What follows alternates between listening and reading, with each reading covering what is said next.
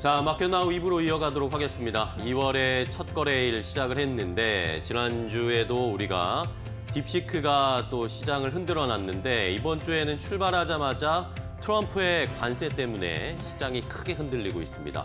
코스피가 2,500선을 붕괴가 됐고 코스닥도 지금 700선 근처까지 내려오면서 특히 외국인 매도세가 지금 강하게 나타나고 있습니다.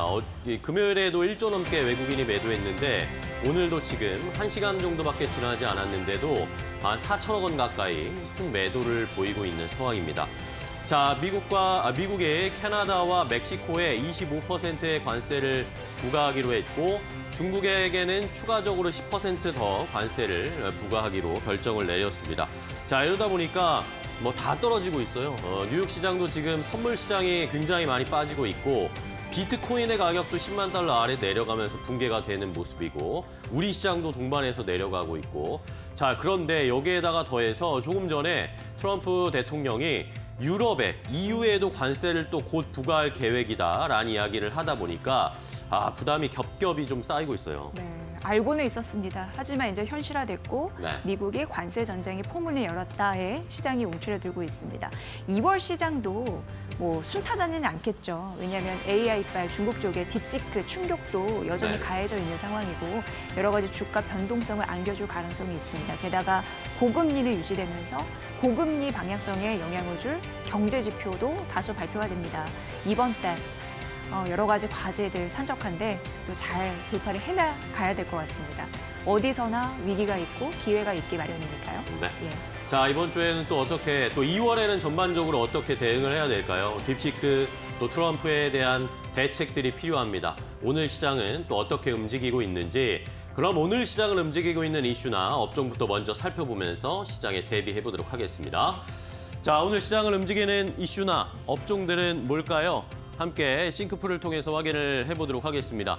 자, 지금 시장의 분위기 보시다시피 굉장히 많은 원들이 많이 지금 산재해 있습니다. 시장이 전반적으로 좋지가 않다 보니까 뚜렷한 주도주나 투자자들이 뚜렷하게 관심이 가는 그런 업종이 나오기보다는 전반적으로 지금 모든 게 좀 어려운 상태입니다. 이러다 보니까 정말 수많은 이슈와 업종들이 이렇게 산재해 있는 모습이고요. 이러다 보니까 시장이 좋지 않다 보니까 다시 또 정치 테마주에 관심이 쏠리고 검색을 할 수밖에 없는 시장의 분위기가 그대로 나타나고 있습니다. 여기저기 또다시 정치인들의 이름이 검색이 되고 있는 상황이고요. 자, 그나마 오늘 시장에서 좋은 업종이라고 해야 될까요? 좋은 테마는 히토류 아니면 대왕고래 이 정도 수준입니다. 역시 시장이 어렵다 보니까 이 트럼프 대통령의 관세 직격탄을 맞다 보니까 우리 시장에서 그나마 수혜를 볼 수 있는 것들이 만약에 트럼프 대통령이 중국의 관세를 또 추가적으로 만약에 부과하게 된다면 중국도 가만히 있지 않겠죠. 중국이 뭔가 보복할 수 있는 카드 여러 가지가 있겠지만 히토류가 가장 큰 카드로 언급이 되잖아요. 이러다 보니까 우리 시장에서도 히토류 관련된 종목들이 그나마 힘을 내고 있는 상황이고요. 다른 거 다 떨어지고 있습니다. 반도체, 2차 전지, 태양광, 자동차, 제약바이오 전부 다 하락세를 나타내고 있고 그나마 오늘 시장에서 그나마 버텨주고 있는 업종이 그래도 우리 시장 조선주는 그래도 어느 정도는 버텨주고 있습니다. 큰 상승은 아니지만 시장에서는 그래도 관세와도 조금 멀어져 있고 트럼프 대통령이 콕 집어서 우리에게 요구했던 것이 조선이기 때문에 조선주들은 오늘도 그래도 순항을 하고 있는 모습입니다. 이외에도 트럼프의 수혜주라고 할 수 있는 것들도 지금 다 떨어지고 있는 상황이어서 좀 부담스러운 상황인데요. 방산, 자율주행, 양자 컴퓨터 이런 것도 로봇 이런 것도 다 떨어지고 있습니다. 오늘은 어쨌든 트럼프의 이 관세에 대한 이야기, 관세 전쟁이 시작됐다는 것에 대한 부담감이 우리 시장에도 그대로 미치고 있는 상황이고요. 말씀드렸듯이 비트코인의 가격도 떨어졌으니까 비트코인 관련된 종목들도 우리 시장에서 일제히 하락세가 크게 나오고 있는 상황입니다. 자, 그렇다면 첫 번째 이슈 확인해 봐야 되겠습니다. 관세 이야기 해드려야 되겠는데요. 어떤 이야기들이 나왔는지 주말에 트럼프 대통령이 결국에는 캐나다와 멕시코 중국에게 관세를 부과한 행정명령에 서명을 했습니다. 여러 가지 행정명령을 지금 계속 서명하고 있는 상황인데 일단은 구체적인 내용들을 살펴보면요. 캐나다와 멕시코에 25%의 관세를 부과하겠다라는 내용입니다. 이러다 보니까 멕시코나 캐나다 쪽에서도 지금 깜짝 놀란 상황이고 이것에 대응을 하겠다 이런 이야기가 나오고 있습니다.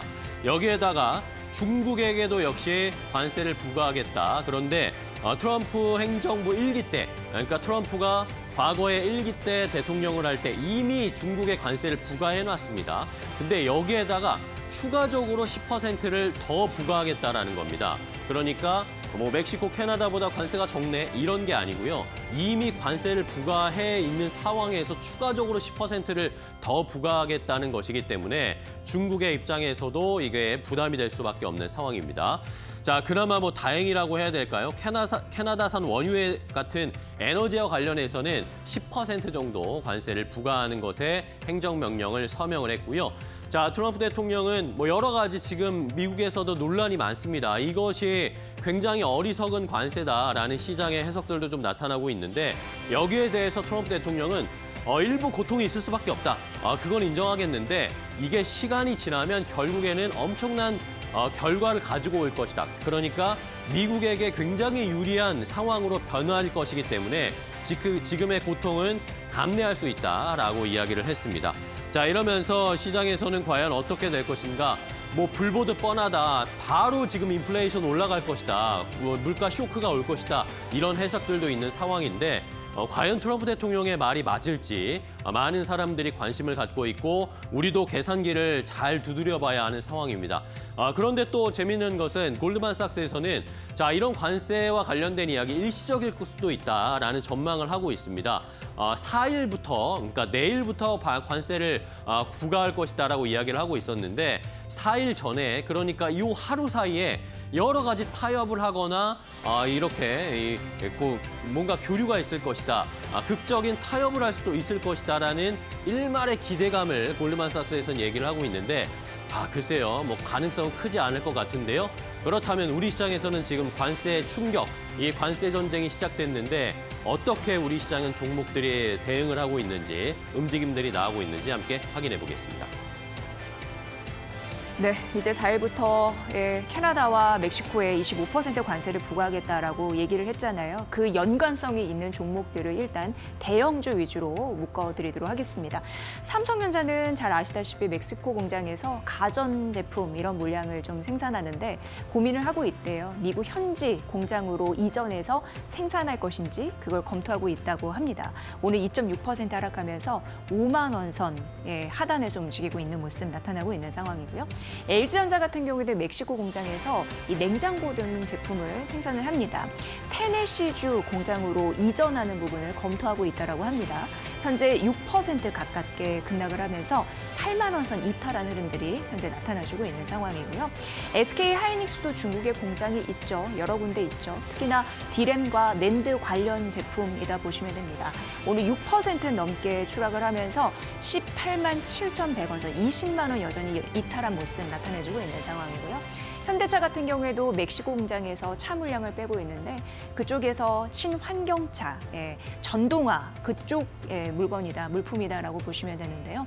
앞으로 뭐 캐나다나 아니면은 남미나 유럽으로 우회 수출을 검토하고 있다라고 합니다. 챙겨 보셔야 할 중요한 이슈가 될 것 같고요. 현재는 3% 약세 흐름으로 20만 원 선 보여주고 있고 기아 같은 경우에도 K4 한 12만 대 미국으로 수출하잖아요. 멕시코 공장 관련권 현재 5.5% 약세 흐름으로 10만 원 이탈하면서 96,400원 선을 위치하고 있다는 점 말씀드리도록 하겠습니다. 관세 타격에 오늘 좀 흐름이 안 좋은 관련주를 묶어봤습니다. 다음 테마 넘어가 보도록 하겠습니다.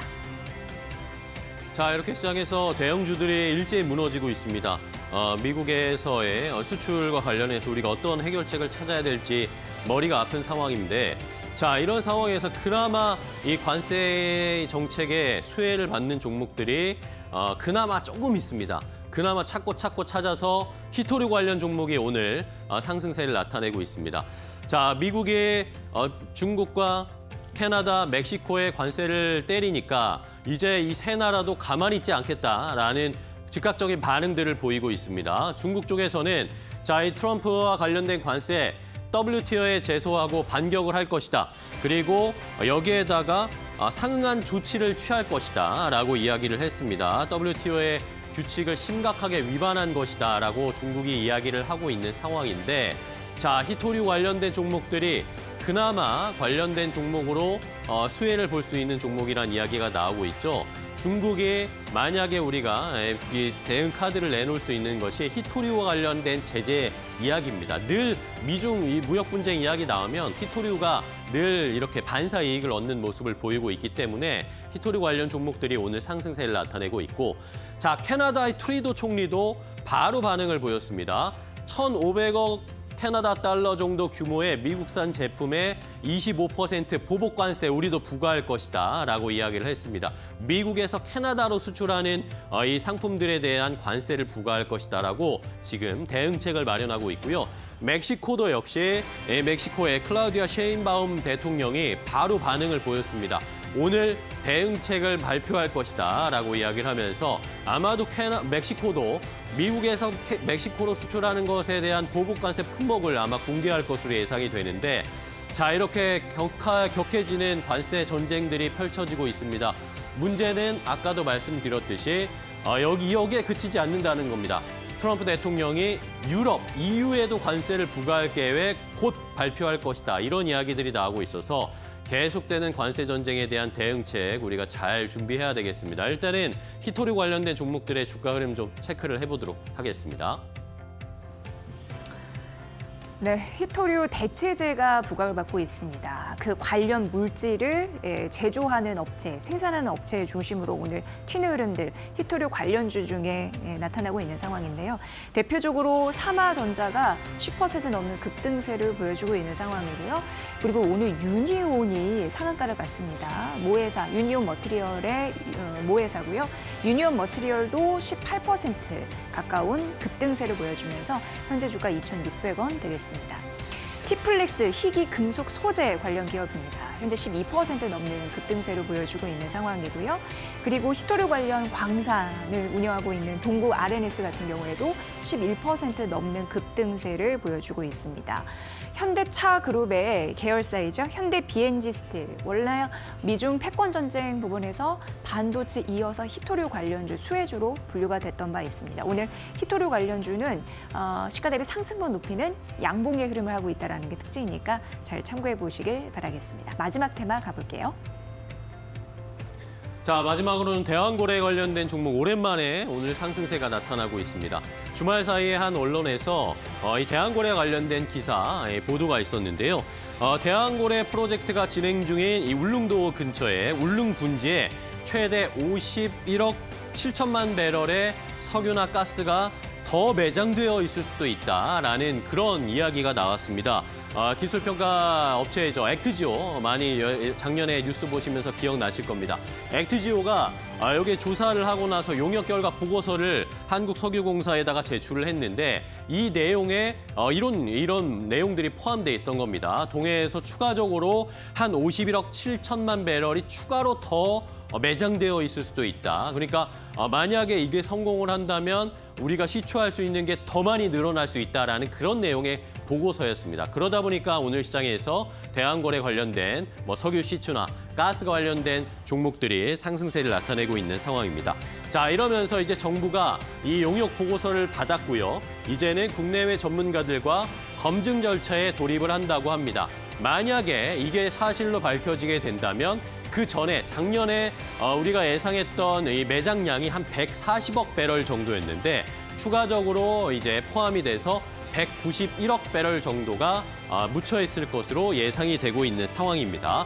자, 이러다 보니까 시장에서는 바로 반응을 보였는데 다만 저희가 좀 살펴봐야 될 것은 이 액트지오가 시추했던 이 관련된 보고서를 제출했잖아요. 이 보고서 내용이 실제로 시추를 하고 땅을 뚫어서 결과가 나타난 것은 아니고요. 탐사 데이터를 토대로 만든 이 용역 보고서이기 때문에 이것은 조금 저희가 참고를 해봐야 할 것 같습니다. 추가적으로 실제로 시추 작업이 들어갔을 때는 또 내용이 바뀔 수가 있으니까 이런 내용들은 참고를 하시면서 투자의 포인트를 잡으셔야 되겠습니다. 마지막으로 대왕거래 프로젝트 관련된 종목들 함께 확인해 보겠습니다. 네, 밸브 쪽, 그러니까 천연가스 쪽 밸브 1위라고 할 수 있는 화성 밸브가 오늘 14% 넘는 급등세를 보여주면서 대왕거래의 테마주를 좀 이끌고 있는 상황입니다. 한국가스공사는 정부 출자 기업이고 천연가스 그 시장에서 우리나라에서 독점적인 위치를 차지해서 아무래도 그 대형 주라고 보시면 될 것 같고요. 5% 넘는 상승세를 보여주면서 현재 36,000원 선 터치한 모습 보여주고 있습니다. 강관 쪽에서는 동양철강과 넥스틸 관련주이다라고 보시면 되는데 동양철강이 5% 넘는 그리고 넥스틸은 시추용 쪽이죠. 송유관을 전 세계에 수출하고 있는 기업인데요. 현재 2% 넘는 상승세로 9,200원 선 보여주고 있습니다. 피팅 관련 업체는 대표적으로 뭐 대왕거래 테마주 얘기할 때 항상 얘기했던 성광밴드가 있는데 오늘은 일부 차익 실현 매물이 나타나면서 0.5% 정도 빠지고 있습니다. 대왕거래 테마주 오늘 잘 올라가고 있는데 시가 대비 상승폭은 둔화되는 음봉의 흐름을 하고 있다는 게 또 특징이니까 오후장 흐름을 이 상승 기세를 이어갈 수 있을지 이것도 하나의 포인트로 더욱 보시는 게 좋을 것 같습니다. 자, 시장이 오늘 어려운 상황입니다. 저희가 체크해야 하고 또 대응할 것들이 너무 많은 상황인데요.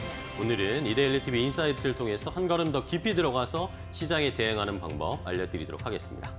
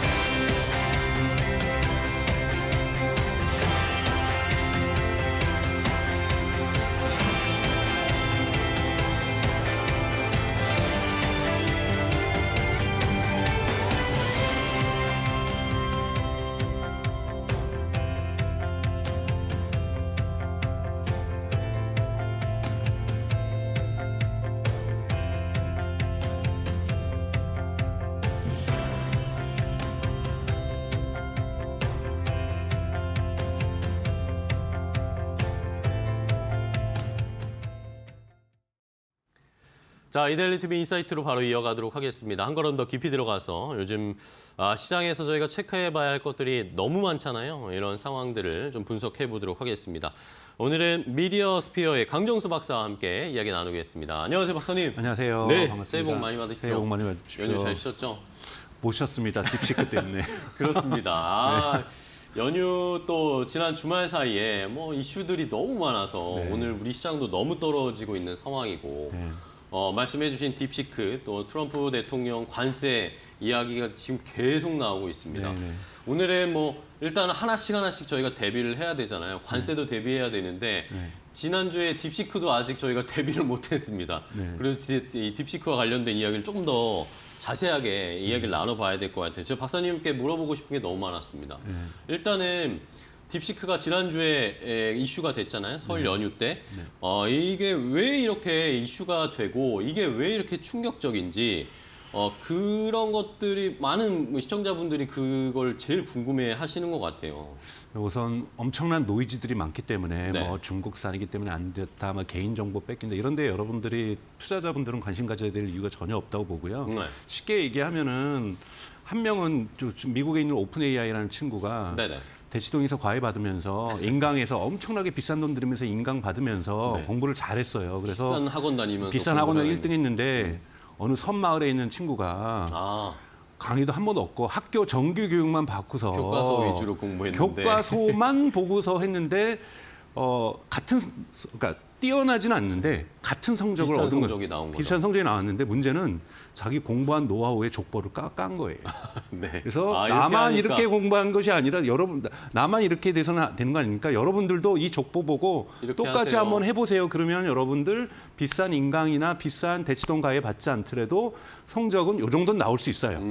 그래서 그 족보를 깠다. 그게 오픈 소스죠. 네네. 오픈 소스를 깠다라는 거고 섬마을로 제가 비유했던 것은 훨씬 더 적은 비용으로 만들었다라는 거고 그리고 또 중요한 거는 앞으로도 그렇게 돈이 안 들어요. 앞으로도 과외 안 받아도 되고 앞으로도 인강 안 들어도 되고 지금 아직 이제 대입 입시가 끝난 게 아니기 때문에 네네. 대입 입시가 끝난 거는 우리가 인터넷 일반지능이라고 할 수 있는 그러니까 인공 일반지능이라고 하고는 AGI 시대는 오지 않았습니다. 아직까지 경쟁은 계속되겠죠. 네네. 이제 뭐 끝난 것도 아니고 시작점도 아니고 중간쯤에 있는데 중간에서 성적표를 끌어봤는데 똑같은 성적이 나왔는데 나는 전혀 인강도 안 배웠고 과외도 안 배웠는데 나 이만큼 했고 뒤에 있는 수많은 후발주자들이요 용기를 내시오 내가 족보 다 깔게요. 이것이 지금까지 일어나다 보니 네. 저쪽에서 이제 엔비디아라든지 지금 이런 주가가 내려가는 것이 엔비디아가 쉽게 얘기해서 인강 또는 대치동 과외라고 볼 수 있는데 그쵸. 우리가 이렇게 비싼 GPU 주고 그러니까요. 열심히 했는데 너는 왜 이것밖에 성적이 안 효과가 이게 나왔니? 뭐냐. 라고 얘기하는 거고 수많은 학부모님들은 저 인강 안 듣고 대치동 과외 안 받아도 성적이 나올 수 있으니까 엔비디아 거 안 써도 되겠네? 네. 이런 이제 심리가 투자자들 사이에 생기다 보니 엔비디아 주가가 떨어지고 또 연관된 SK 하이닉스의 주가가 떨어지고 있다. 이렇게 볼 수가 있습니다. 네. 자, 이러다 보니까 오늘 뭐 관세 여파도 있지만 SK 하이닉스는 오늘도 지금 또 많이 떨어지고 있어. 한 5% 가까이 또 떨어지고 있는데 네. 지난주 금요일에 10% 가까이 떨어졌는데. 자, 그러면은 저는 이제 궁금한 게 말씀해 주신 것처럼 그 과외 이야기를 하면서 저희가 체감이 확 됐습니다. 네. 근데 그러면 진짜 이 딥시크가 혼자 교과서 위주로 공부를 했는데 그 정도의 퍼포먼스가 나온 게 저희가 신뢰할 수 있는 거냐 이게 궁금합니다. 저는. 신뢰할 수 있습니다. 여기에 신뢰할 대해서는 수 그러니까 있어요? 중국산이기 때문에 안 된다, 기른다 얘기하는데요. 우선은 오픈 소스로 나왔고 기술 문서를 공개를 했죠. 네네. 그렇기 때문에 예를 들자면 오픈 소스로 AI를 공개했던 건 딥시크가 처음이 아닙니다, 여러분. 인스타그램을 갖고 있는 메타에서 메타도 라마를 나왔죠. 네. 오픈 소스로 공개했었고 또 알리바바 클라우드가 중국의 알리바바 같은 것도 네. 쿠엔이라고 하는 것을 오픈 소스로 공개를 했었는데 뭘 안 했냐면 기술 문서를 공개를 안 했던 거예요. 네. 일부만 공개한 거죠. 일부만 그러니까 반쪽짜리 공개라고 할 수도 있고 이것도 사실은 100% 이번에 딥시크가 공개했다는 걸 볼 수는 없지만 여기는 한 90%를 공개한 거예요. 그렇기 때문에 정말 틀렸는지 안 틀렸는지는 지금 수많은 사람들이 검증하고 있습니다. 네네. 그리고 이제 보통 우리가 래퍼, 포장지라고 하는데요. 딥시크가 만약에 불안하시면 여러분 안 쓰셔도 돼요. 중국에 서버를 두고 있으니까요. 네네네. 그거 다운 받으셔가지고 한국의 마음 AI라는 곳이 벌써 그 서비스를 내놓는다고 얘기를 하고 있잖아요. 네네. 수십만, 수백만 개의 많은 기업들이 이거를 재포장해서 예를 들자면은 마켓 나우 챗봇 이렇게 해서 내놓을 수가 있는 거예요. 네네. 그러니까 이렇기 때문에 이런 것에 대한 기술 검증의 신뢰도의 문제는 중요하지 않다. 문제는 이것이 가져올 수 있는 지금 미국 같은 경우에는 지금 일부에서 주장하는 거지만 제2의 스푸트니크 충격이다. 스푸트니크는 그러니까. 1957년에 소련이 먼저 인공위성을 그때도 쏘아냈죠. 인공이죠. 인공위성을 먼저 쏘므로써 미국이 충격을 받았던 거잖아요. 그 정도 충격이라는 거예요. 제가 생각하기에 이번 충격은 2022년 11월 30일 날 챗GPT가 나온 충격하고 유사합니다. 얼마나 크냐면 여기서 이제 앞으로 여러분들이 투자하실 때 가장 보셔야 될 것은 저는 AI 실크로드가 만들어질 거라고 보고 있어요. AI 실크로드요? 왜냐하면 지금 중국에서 딥시크가 서비스를 앱과 웹에서 하고 있는데요. 개발을 할 때는 엔비디아의 GPU, 뭐 H800이라든지 H20이라든지 제한된 걸 썼다 아니다 뭐 이런 논쟁은 네네네. 있습니다만 지금 서비스는 하웨이의 어센드 910C를 가지고 하고 있어요. 화해일 거 가지고. 네, 그렇기 때문에 쉽게 얘기해서 딥시크가 많이 확산되면 확산될수록 어디에 확산되겠습니까, 여러분? 브라질에도 AI 필요해요. 자꾸 우리가 강대국 대결하면서 한국이 거기 낄 건가 안 낄까 얘기를 하는데 BYD라는 여러분 BYD. 전기차를 보시면 어디에서 가장 많이 팔립니까? 브라질 1위, 2위 태국이에요.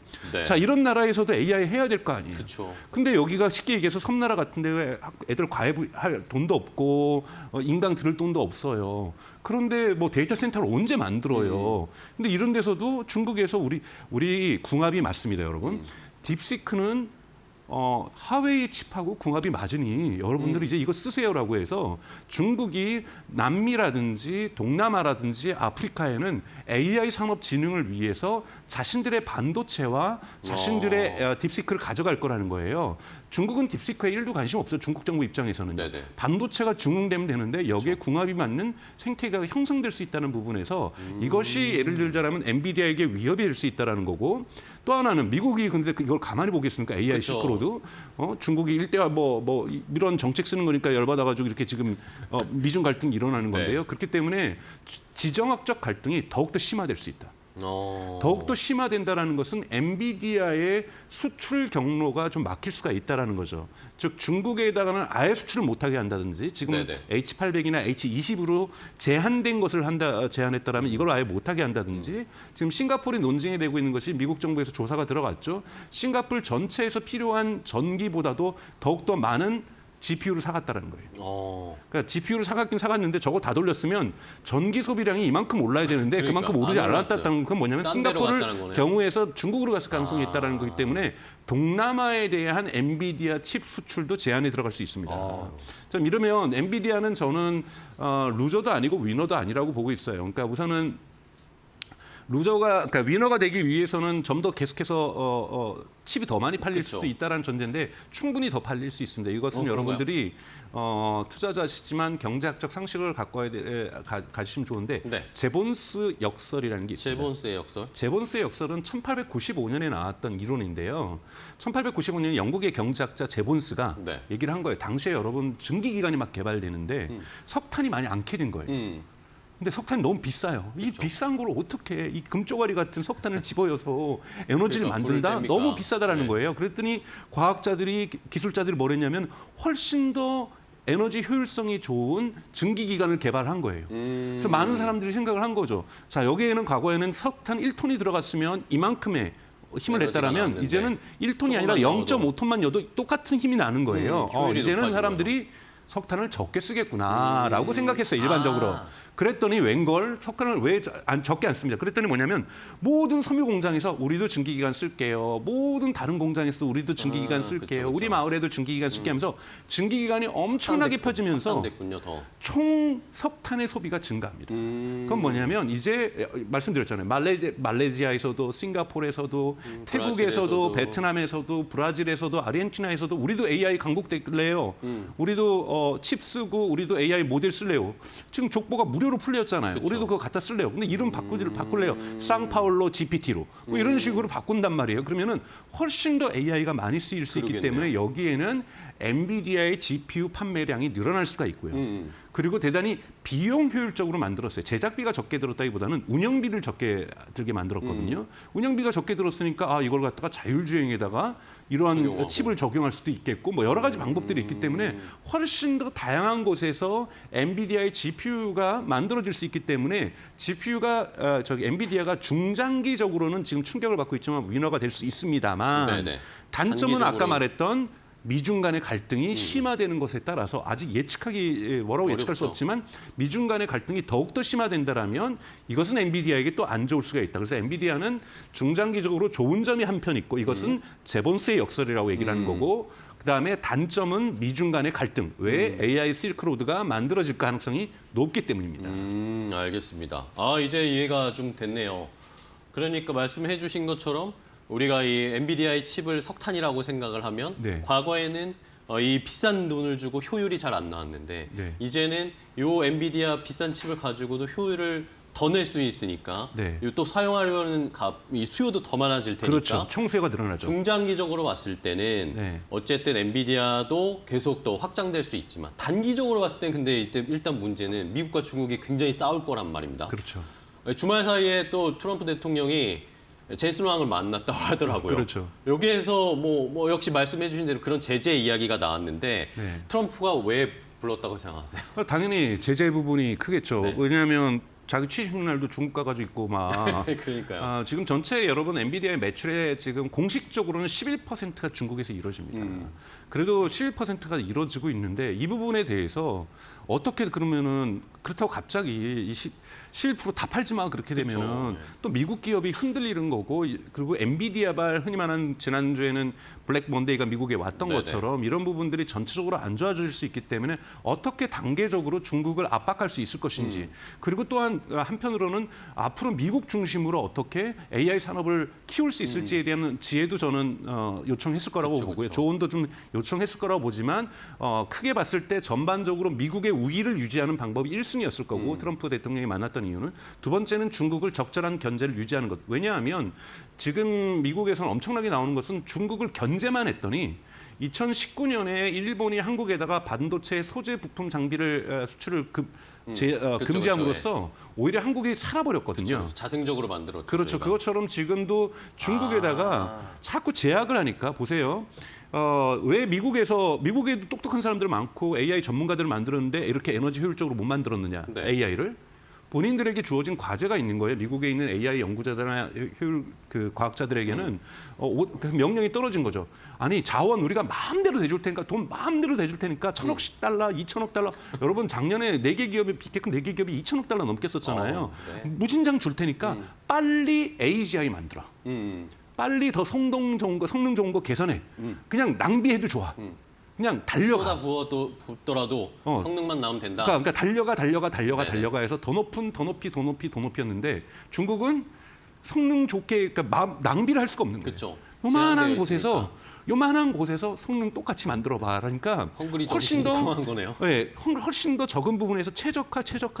네. 효율성. 효율적으로. 이 부분을 강조하다 보니까 이 부분은 중국 외에 모든 국가에서도 바라던 거예요. 우리는 저렇게 돈을 투자할 수가 없는데 우리 한국도 그랬잖아요, 여러분. 4개 기업이 2천억 달러를 투자하고 마이크로소프트 2025년 올해 800억 달러 데이터 센터에 투자하겠다 그러고 메타 올해 650억 달러 AI에 투자하겠다 그렇죠. 그러고 네. 이런 돈들이 한국 기업이 어디 있어요? 이거는 포기해야 되나 보다. 우리 정부 예산 수준인데. 그러니까 포기해야 되나 보다. 이런 상황에서 공공함 속에서 필요성 속에서 우리가 필요성이 발명의 아버지라고 얘기하는 것처럼 중국에서 뭔가를 내놨는데 네네. 이거는 개발하는데 돈이 적게 들었다 많이 들었다 이건 부차적인 문제는 거고요. 운영 비용이 되게 저렴한 건 사실이에요. 그럼 운영 비용도 사실이고 그리고 꼭 정보 보안도 있는 중국 거를 안 써도 되고요. 중국 거도 싸지만 아예 그냥 다운 받아서 내 PC에서 우리 그 회사 서버에서 운영할 수도 있기 때문에 그거는 제가 그 운영 비용도 적게 들게 하고 정보에 대한 안정성도 존재하고 있기 때문에 네네. 대단히 AI가 확산으로 될 수 있고 AI 경제가 붐업을 맞을 수 있다고 저는 보고 있어요. 그렇습니다. 자, 그러면은 중국에서 지금 딥시크 말고도 알리바바에서도 지금 새로운 관 있죠. 새로운 AI가 나오고 있고 중국에서만 해도 수백 개가 나오고 있다고 하더라고요. 그러면 이제 우리나라로 봤을 때 우리나라는 그럼 과연 이게 기회가 될 수 있느냐? 저는 기회가 될 수 있다고 보고 있습니다. 그래요? 왜냐하면 이건 예를 들면 미국에서는 애플 같은 경우가 논한 거라고 좀 보고 있어요. 가장 네. AI가 뒤쳐져 있었는데. 그렇죠. 가장 AI가 뒤쳐져 가장 있었고 소극적으로 대응하고 그리고 있었는데. 애플 인텔리전스를 내놔야 되는데 12월에 작년 내놓기로 했는데 그것도 되게 형편없는 수준을 그쵸. 내놨고 심장이 한국어는 내놓지도 못하고 그러면서 아이폰 매출이 떨어지고 애플 인텔리전스 때문에 아이폰 매출이 늘어날 거라고 생각했는데 전혀 이걸 못 맞춰주고 있잖아요. 근데 가장 뒤쳐져 있는 데서 지금 막대한 투자를 하려고 했는데 투자 많이 안 해도 될 것 같네. 그러게요. 그다음에 저걸 가지고 좀 받아가지고 우리가 좀 변형도 할 수 있습니다. 변형하면 되겠네. 좀 이러한 부분에서 애플 같은 경우는 오히려 후발주자에게 이점이 있는 것처럼 원래 퍼스트 무버 처음에 움직이는 사람들이 돈을 많이 쓰게 되겠고 선구적인 역할을 해주게 되는 건데 후발주자에게는 이렇게 흔히 말하는 좋은 족보들이 나와 있다 보면은 족도 쉽게 빨리 쫓아갈 수 있다는 부분이 있는 거고 이건 마찬가지로 여러분 카카오는 자체 거대 언어 모델 만드는 거 포기했잖아요. 네네. 1년 정도 이렇게 되다가 포기했던 상태고 여러분 네이버 같은 경우도 열심히 하고는 있어요. 열심히는 하고 있습니다만 1년 반 동안 업데이트 소식이 없습니다. 그러니까 이런 데서는 그러면 네이버 입장에서는 뭘 할 수 있냐면 그 기술 문서가 공개됐기 때문에 그 노하우를 우리도 한번 적용해보자. 그러니까 더 효율적으로 우리 모델에 적용시킬 수 적용해보자라고 네이버는 아마 전략을 선택할 거고 카카오는 지금 메타의 라마를 갖다가 수정하고 있었어요. 메타의 라마는 근데 기술 문서가 없기 때문에 소스는 공개되어 있지만 이걸 가지고 연구를 많이 해야 돼요. 요 기능이 왜 그랬는지를 공부하기 위해서는 6개월 걸리고 그렇죠. 요 기능이 어떻게 했는지 6개월 걸려서 지금 카카오는 라마 쓰기로 했는데 1년 동안 또 아무것도 못 하고 있잖아요. 그러면 딥시크 저기 다운 받아가지고 포장하면 재포장하면 이거 한 달 만에도 할 수 있네. 그럼 우리 다음 달에 새로운 서비스 시작하자. 이렇게 나올 수 있는 거고 카카오만 그렇게 했어요. 뭐 모든 기업들이 KT도 SK도 마켓나우도 할 수 있어요, 여러분. 그러니까 그 정도로 이 되게 문턱이 낮아지면서 많은 한국의 기업들이 AI 기업으로 진화할 수가 있다라는 거죠. 네. 그렇기 때문에 이러한 서비스 기업들 즉 소비자하고 접점이 있는 곳에서는 이걸 활용할 수 있는 기회가 늘어날 수 있기 때문에 새로운 비즈니스 기회가 생기는 거고 새로운 사업의 영역들이 열린다는 부분에서 AI를 막 개발하면서 무언가를 다 하려고 했던 것보다는 소비자를 직접적으로 갖고 있는 것 이런 데서는 대단히 이익을 받을 거라고 보고 있습니다. 네. 어쨌든 뭐 AI 쪽에 뭔가 하나의 플랫폼화가 돼서 거기에다가 새로운 것들을 만들어낼 수 있는 시장 환경이 생긴 거네요. 우리는 또 우리나라의 특징이 또 빠르게 따라가죠. 패스트 네. 팔로우 네. 빨리 따라갈 수 있는 능력이나 그런 또 재능들이 있으니까 네이버나 카카오나 뭐 다른 업체들도 우리나라에서도 뭐 조금 더 세련된 서비스들을 한번 만들어내길 기대해 보겠습니다. 그럼 마지막으로 자 그렇다면 이제 뭐 박사님 말씀 들어보니까 AI 판이 이제 완전 뒤집힌 것 같아요. 완전 이제 새로운 단계로 접어들었는데. 그러면 이제 앞으로의 AI 시장 저희가 어떻게 그려볼 수 있을까요? 저는 사실 뭐 이런 AI 챗GPT나 이런 것들이 굉장히 많이 쓰일까 이런 의구심들이 있었고 오히려 그냥 제이슨 왕이 말한 것처럼 피지컬 AI 쪽으로 가야 그게 눈에 보이고 체험할 수 있으니까 그런 쪽으로 가야 되지 않을까라고 생각했는데 이것도 또 바뀐 것 같습니다. 그러니까 뭐 피지컬 AI라든지 자율주행이라든지 휴머노이드 로봇이라든지 이런 산업들 즉 선도적인 사업들도 프론티어 쪽에 있는 부분들도 분명하게 돌파구들이 지금 계속해서 2024년 생기고 있고 2025년 뭐 진일보한 모습들 테슬라가 약속하고 있는 6월에 있어서의 어떤 비감독 FSD의 어떤 실현이라든지 이런 부분들도 생기면서 앞서 나가고 있는 기업들도 대단히 크게 빠르게 시장을 열어 나갈 거라는 거고 근데 지금까지는 앞서 나가는 기업들만 우리가 봐왔다라는 거예요. 그러나 대단히 광범위한 규모에서 즉 영국만 석탄 쓰다가 전 세계가 석탄 쓰는 세상이 온 것처럼 지금 미국 중심에서의 AI의 선도만 보다가 전 세계의 AI가 골고루 확산되는 이러한 시대를 우리가 보게 된다라는 거고 여기에 맞는 투자 전략을 세우는 것이 필요하다. 근데 다만 1차적인 조정은 2월, 3월, 4월 사이에 저는 발생할 수밖에 없다. 왜냐하면 미국 정부가 여기에서 어떠한 산업 전략과 세계 전략을 세우는가가 대단히 중요한 영향을 지금 줄 수밖에 없는 거기 때문에 하지만 메타 같은 경우 지금 저 같은 경우는 메타 같은 경우 대단히 좋을 거라고 제가 이거 터지자마자 글을 썼었는데요. 메타가 가장 큰 이익을 보고 있다는 건 뭐냐면 메타 같은 경우는 이걸 가지고 서비스를 했던 게 아니에요. 인공지능을 개발해서 오픈소스로 풀지만 인스타그램이나 페이스북의 광고 효율을 높이는 데 쓰고 있었거든요. 그러면 메타 같은 경우는 이제 650억 달러를 올해 더 쓰겠다고 했는데 돈을 줄인다고 하지 않고 있어요. 그러면 똑같은 돈을 써서라도 더 큰 효과를 보겠죠. 그래서 자신들의 매출의 증가에 훨씬 더 많은 기여를 하게 될 거라는 거예요. 이런 소비자들을 접점을 가지고 있으면서 직접 비즈니스를 만들고 있었던 곳에서는 대단히 큰 업무, 그러니까 AI 효율성, 경제 효율성이 발생할 수 있을 거라고 보고 있습니다. 그래서 조금 더 지켜보시면 이러한 아까 말씀드렸던 소비자 접점을 갖고 있는 것 그리고 여러분들이 계속 요즘 관심 갖고 있는 데이터 센터를 짓는 네트워크 장비 업체라든지 에너지 장비 업체라든지 에너지 공급 업체라든지 여기 전기 망 공급 업체라든지 이런 부분들은 전 중장기적으로 계속해서 성장할 산업이라고 보고 있어요. 근데 다만 2, 3, 4월에서의 조정기는 좀 보실 필요는 있다라고 저는 말씀을 좀 드리고 싶습니다. 알겠습니다.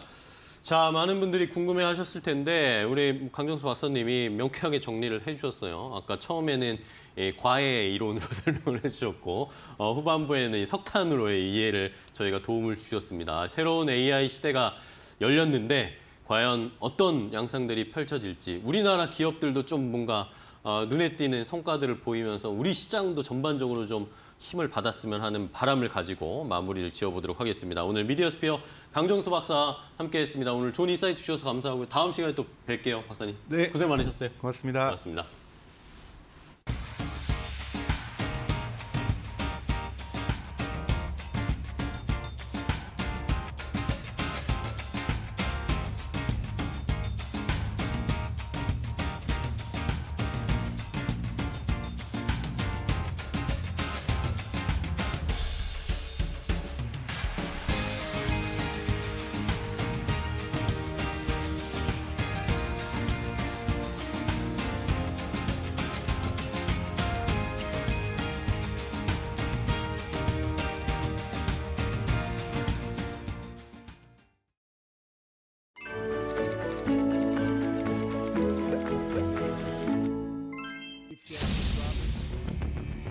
I was saved by God to make America great again.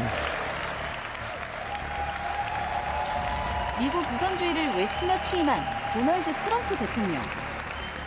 현지 시간으로 2월 1일 캐나다 및 멕시코의 25%, 중국의 10%의 보편 관세를 각각 부과하기로 최종적으로 결정했습니다. 미국의 국제비상경제권법에 따라 캐나다, 멕시코, 중국에서 들어오는 제품에 대해 관세를 부과하는 행정명령에 서명한 것입니다. We'll be announcing the tariffs on Canada and Mexico for a number of reasons, and I'll be putting the tariff of 25% on Canada and separately 25% on Mexico. And we will really have to do that because we have very big deficits with those countries. Those tariffs may or may not rise with time. 이에 대해 캐나다와 멕시코, 중국은 즉각 반발하며 대응을 예고했는데요. 먼저 캐나다의 트리도 총리는 긴급 기자회견을 열어 미국 제품에도 25%의 관세를 매기겠다고 밝혔습니다. Tonight, I am announcing Canada will be responding to the U.S. trade action with 25% tariffs against $155 billion worth of American goods. 그동안 트럼프 대통령의 압박에도 유화적인 태도를 유지해왔던 멕시코의 체인바움 대통령. Entonces, repito, el diálogo, priorizando el diálogo, siempre tomando las comunicaciones formales del gobierno de Estados Unidos. 이번 결정 이후 즉각 보복 관세를 결정했는데요. 소셜미디어 X를 통해 멕시코의 이익을 보호하기 위한 관세, 비관세 조치를 시행하라고 명령다고 밝힌 것입니다. 중국 상무부는 성명을 통해 미국이 일방적으로 관세를 인상한 것은 세계무역기구 규정을 심각하게 위반하는 것으로 미국이 겪는 문제를 해결하는 데 도움이 되지 않으며 오히려 중국과 미국의 정상적인 경제무역 협력을 방해한다고 밝혔습니다. 성명에 따르면 미국이 잘못된 조치를 취한 데 대해 중국은 세계무역기구에 소송을 제기하고 상응하는 대응 조치를 취해 자국의 권익을 확고히 보호할 것이라고 밝혔습니다. 또한 미국이 다른 나라에 관세를 부과해 반복적으로 위협하는 대신 펜타닐과 같은 국내 문제를 객관적이고 합리적으로 보고 처리할 것을 촉구했습니다. 2월 4일부터 시작되는 관세 부과, 여기에 상대 국가들이 강하게 반발하며 맞대응을 예고했는데요. 트럼프 대통령이 서명한 행정명령에는 상대국이 미국에 대해 맞대응 조치를 할 경우 관세율을 더 올릴 수 있는 보복 조항도 포함되어 있어 글로벌 관세 전쟁이 본격화했다는 분석이 나옵니다. 더불어 트럼프 대통령은 향후 몇 달 안에 반도체, 철강, 석유, 가스, 의약품 등 부문별 추가 관세도 조만간 부과한다는 방침인데요. 따라서 미국을 상대로 최대 대규모 무역 흑자를 기록하고 있고 반도체가 주력 수출 품목인 한국의 상황도 걱정되는 상황입니다. 앞으로의 상황 자세히 지켜보며 빠르게 알려드리도록 하겠습니다. 감사합니다.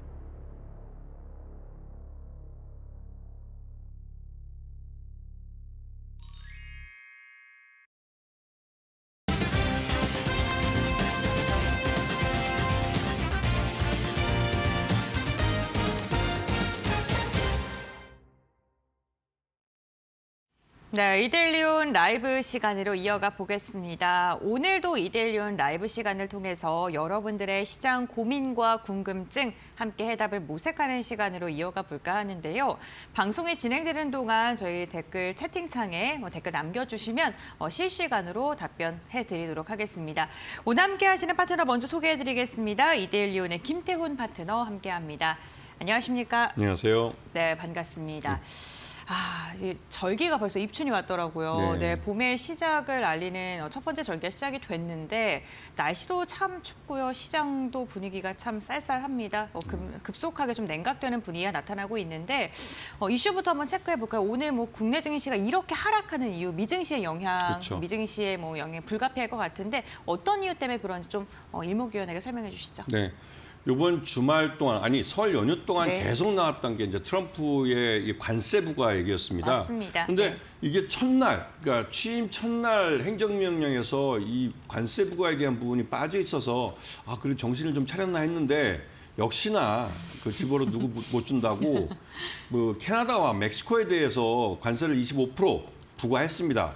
이 트럼프는 예전 일기 때도 그렇고 자기가 말한 것에 대해서는 그 정책을 반드시 시행을 하는 경우가 많았습니다. 그게 사회적으로 득이 되든 뭐 마이너스가 되든 자기가 말한 것에 대해서는 실제로 이걸 실현시키기 때문에 더 문제가 되고 있는 건데요.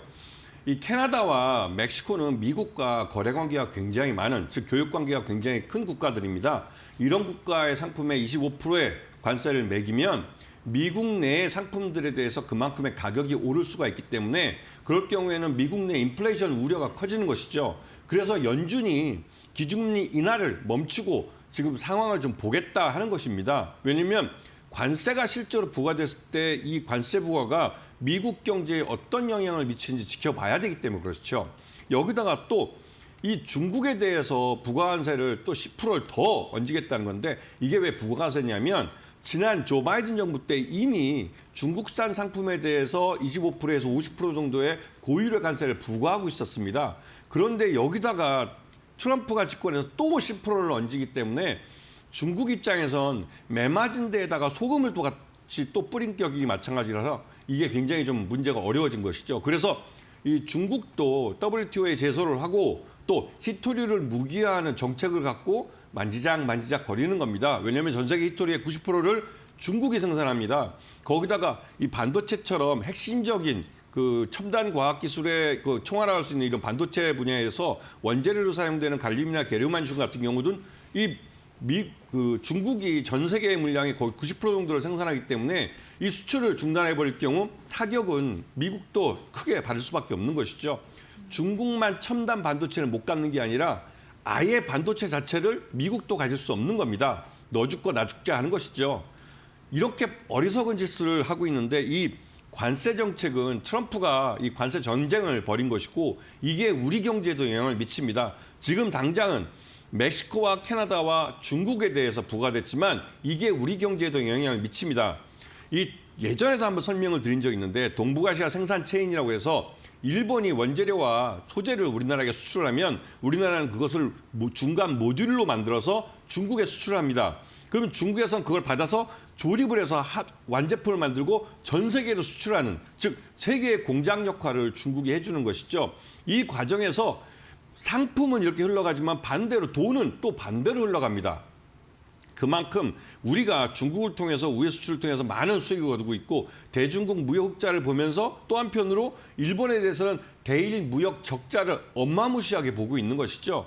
지난 한 3년여 동안 대일 무역 적자는 계속 꾸준히 늘었습니다. 그만큼 일본에 대한 경제 의존도가 또 늘어버린 것도 문제가 되긴 하는데요.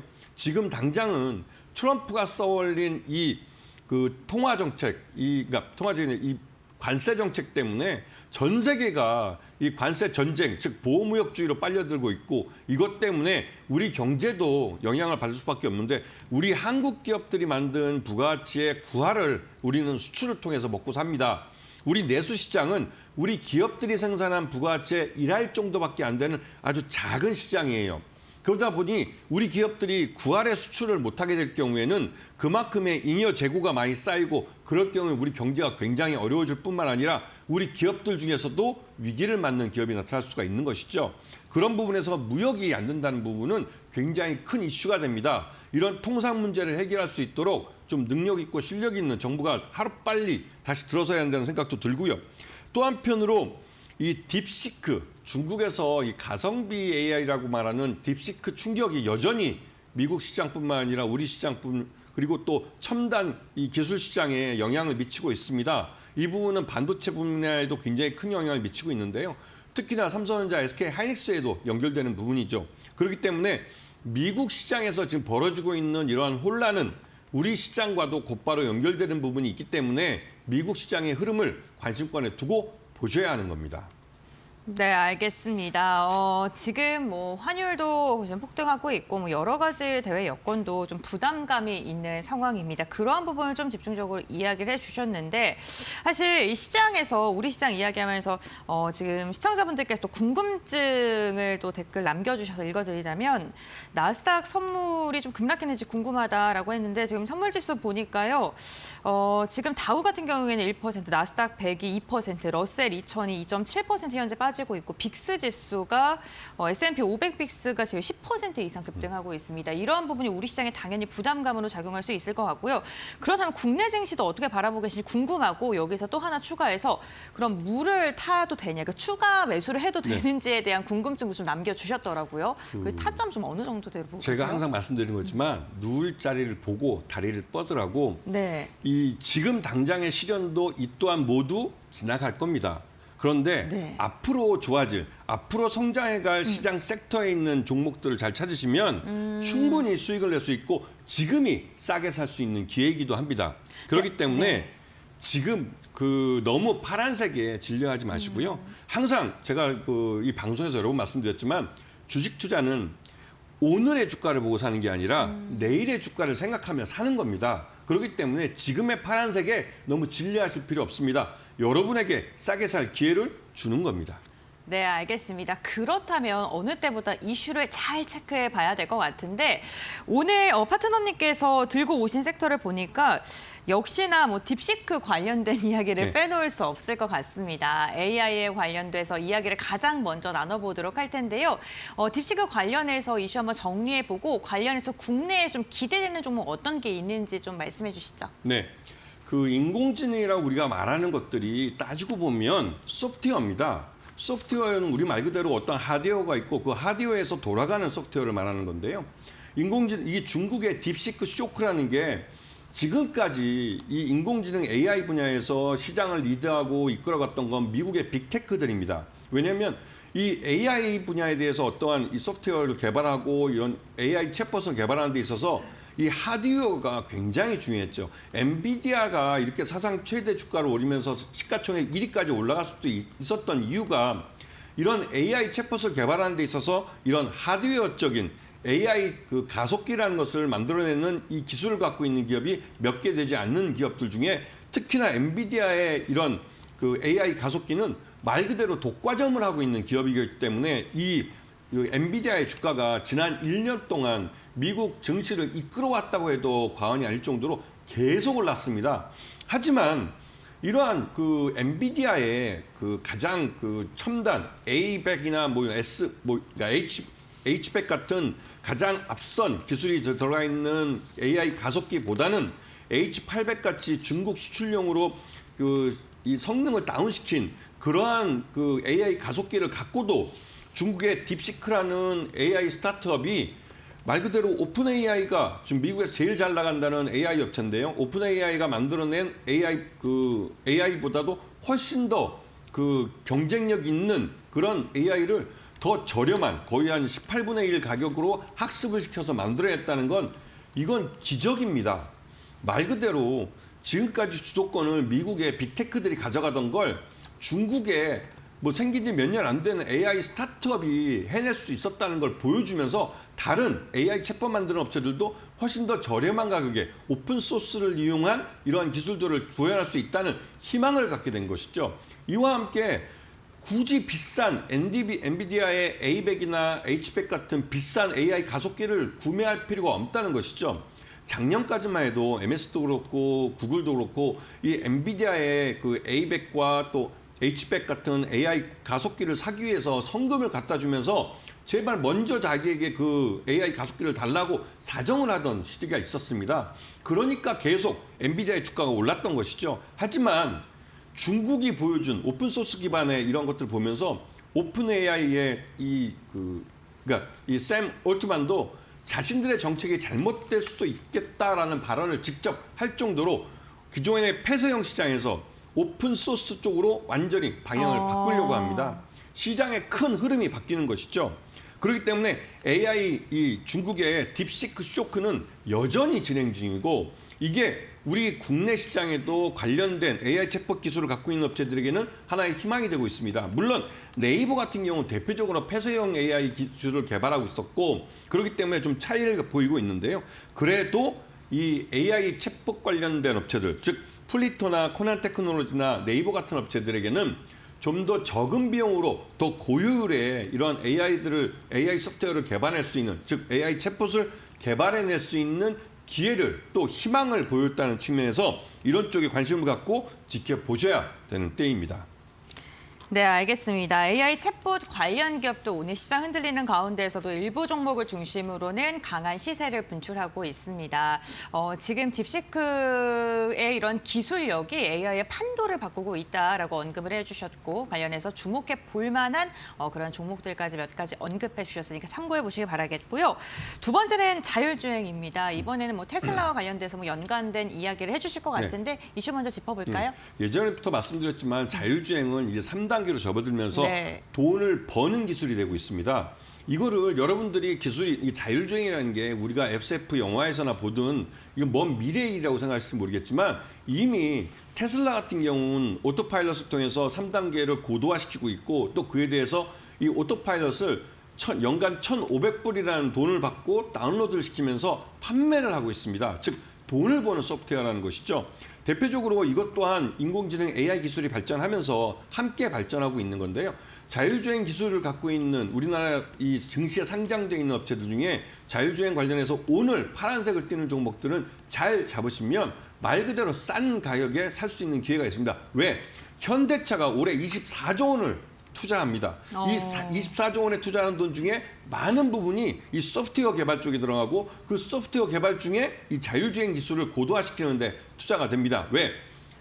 우리 현대차와 그 기아차는 3단계 자율주행 자동차를 아직 상용하지 못했습니다. 하지만 경쟁자인 테슬라는 이미 멀찌감치 치고 나갔고 벤츠도 작년 상반기에 벌써 미국 캘리포니아에서 허가를 받고 3단계 상용차를 판매하고 있습니다. 그만큼 전 세계 그 자동차 브랜드들은 자율주행차에 많은 기술을 투자하고 있고 앞서 나가고 있습니다. 그런 면에서 현대차가 뒤떨어지고 있고 그래서 지난 연말에 이 도요타 회장과 현대차 회장이 두 번이나 만나면서 이런 자율주행 분야와 그 수소차 분야에서 협력을 하자고 말을 했던 겁니다. 그렇기 때문에 자율주행 관련 쪽에서 관심을 갖고 보시는 게 이게 앞으로의 미래, 우리 자동차를 먹여 살려줄, 즉 내가 차를 살 때 자율주행 기술이 들어있는 차인가 아닌가에 따라서 그 모델을 사느냐 마느냐를 결정하게 되는 주요한 요인이 되기 때문에 이쪽 분야는 앞으로 우리나라 자동차를 먹여 살려줄 기술입니다.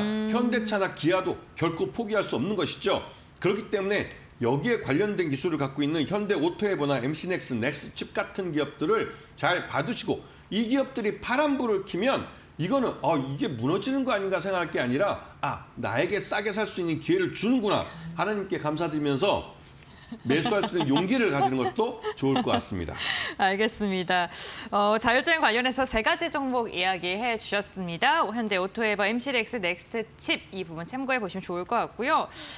마지막으로 HBM 관련된 이야기 나눠보도록 할 텐데요. 사실 뭐 그 딥시크 이슈가 나오면서 HBM 관련 기업들 정말 희비가 엇갈리더라고요. 그 가운데 뭐 대형주들은 뭐 여전히 좋지 않은 모습 나타나고 있는데 이 이슈를 선정한 이유도 궁금합니다. 네, 삼성전자 때문에 그러는데요. 삼성전자가 이번에 HBM3 그 엔비디아 향으로 네. 양산 승인을 받았습니다. 드디어 받았습니다. 8단이죠.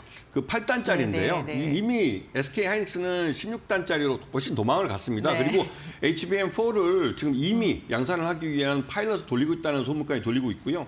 그만큼 SK하이닉스가 HBM 시장에서는 거의 독점적으로 엔비디아에 납품을 하고 있었습니다.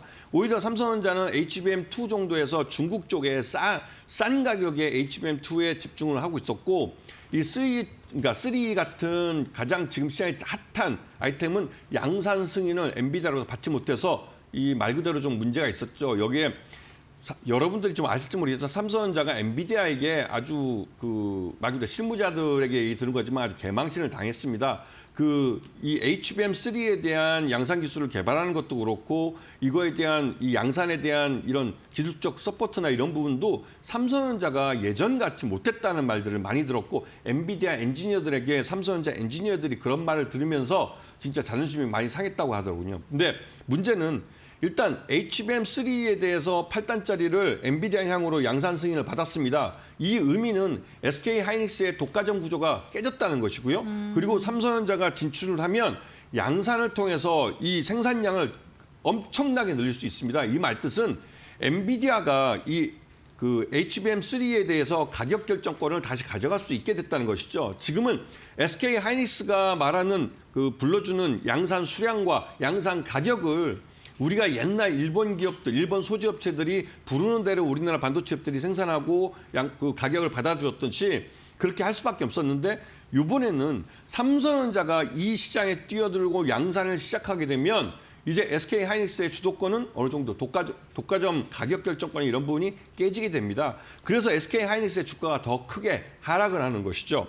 하지만 문제는 이 삼성전자를 볼 때 삼성전자가 지금 그 이재용 회장이 불법 경영권 승계로 2심 재판을 받고 있는데 오늘 결과가 나올 겁니다. 이러한 불확실성이 계속 남아있기 때문에 삼성 위기론이 계속되고 있고 삼성전자 같은 경우는 예전에 보지 못하게 이 HBM3를 물론 시장을 계속 이끌어 갈 것이라고 생각했는데도 이 부분을 제대로 못한 부분이 굉장히 아쉬움을 갖게 하는데요. 좀 이상하다는 생각이 좀 듭니다. 하여튼간에 HBM 반도체 쪽에서 삼성전자, 한미반도체, 두산 테스나 정도를 좀 관심권에 놓고 보시는 게 좋을 것 같습니다. 네, 알겠습니다. HBM 관련주도 세 종목 언급해 주셨는데 오늘 오후 2시에 2심에 대한 결과가 나옵니다. 1심에서는 19개 혐의가 모두 무죄가 나왔는데 2심 선고가 어떻게 나올지 이 부분이 또 삼성전자의 경영과 관련돼서 어떤 속도 차이를 보여줄 수 있을지 이 부분도 한번 주목해 보시면 좋을 것 같고요. 그렇다면 이렇게 여러 가지 이야기를 나눠봤는데 그 가운데 공략주는 어떤 종목인지 조금 더 한 종목에 대해서 자세히 다뤄보겠습니다. 오늘 공략주 어떤 종목 들고 오셨을까요? 네. 두산 테스나라고요. 이 업체는 그 비메모리 반도체 검사 장비 쪽입니다. 그리고 두산 그룹에서 테스나라는 이 검사 장비 업체를 인수를 한 겁니다. 네. 그래서 여기에 앞으로 향후 5년 동안 2022년에 인수를 했는데 5년 동안 1조 원 정도를 투자를 해서 두산 그룹 내의 반도체의 핵심 주력 자회사로 키우겠다고 했습니다. 그 말뜻은 경기가 어렵고 힘들어도 두산 테스나는 꾸준히 투자를 받을 수 있는 큰형님이 큰 집이 있기 때문에 안전하다는 그 안전망이 있다는 것이고요. 실제로 두산 테스나는 그 주 거래처인 삼성전자가 죽을 쓰고 있는데도 실적이 꾸준히 나왔습니다. 그만큼 물론 실적 외형은 좀 줄을 수 있었는데 그럼에도 불구하고 꾸준히 흑자를 내면서 실적을 좋게 가져가고 있는 상황이죠. 그리고 이 두산그룹이 최근 들어서 이 자회사를 이제 인수하면서 후공정 주력 회사로 키우고 있는데요. 그러면서 그 전체적으로 두산 테스나의 실적 외형이나 이런 부분 사업 영역을 좀 넓혀 나가고 있습니다. 그러면서 두산 로보틱스를 통해서 휴머노이드 로봇 개발에도 두산 테스나가 참여를 할 수가 있고요. 그리고 전체적으로 두산 테스나의 주 고객사가 삼성전자인데 주로 이 스마트폰 쪽에 이제 이 검사 장비 쪽이라 이 베트남 쪽에서 많이 사업을 합니다. 그러다 보니 베트남에 수출을 하는 형태를 취하고 있고 그 말뜻은 고스란히 달러로 들어간다는 소리죠. 그래서 원달러 환율이 지금 1,450원에서 1,470원 오늘 하루 만에 거의 19원 정도가 바로 올라와 버렸는데요. 이런 면에서 환차익을 보게 되는 것이죠. 그래서 두산 테스나는 지금 현재로서도 전체 매출액의 한 70% 정도가 해외에서 발생하는 거기 때문에 그런 면에서 환차익도 발생하고 있습니다. 그런 면에서 이 두산 테스나는 현재 온 디바이스 AI 쪽이 시장이 커지고 있는데 그런 쪽에서 이 검사 장비로서 이 실력을 갖고 있고 또 계속 실적을 키워가고 있기 때문에 그런 면에서 두산 테스나는 성장이 기대되는 업체이기도 하고 그런 면에서 두산 테스나는 매수가 29,000원, 목표가 39,000원, 손절가는 28,000원 정도 보시면서 이 회사에 접근하시는 게 좋을 것 같습니다. 네, 알겠습니다. 시스템 반도체 테스트 전문 기업인 두산 테스나 오늘의 공략주로 이야기해 주셨고요. 가격 전략 밴드까지 잡아주셨으니까요. 참고해 보시면 좋을 것 같습니다. 현재 우리 시장 낙폭 더 커지고 있습니다. 코스닥 3% 이상 빠지고 있고 유가증권 시장도 3%가량 빠지고 있고요. 일본 증시 같은 경우 현재 2.5%가량 하락 추세 이어가고 있고 아시아 증시 전반적으로 좋지 않다는 점 참고해 보시면 좋을 것 같고요. 오늘 이렇게 파트너님과 이야기 나눠봤는데 오늘 말씀은 여기까지 듣겠습니다. 고맙습니다. 고맙습니다.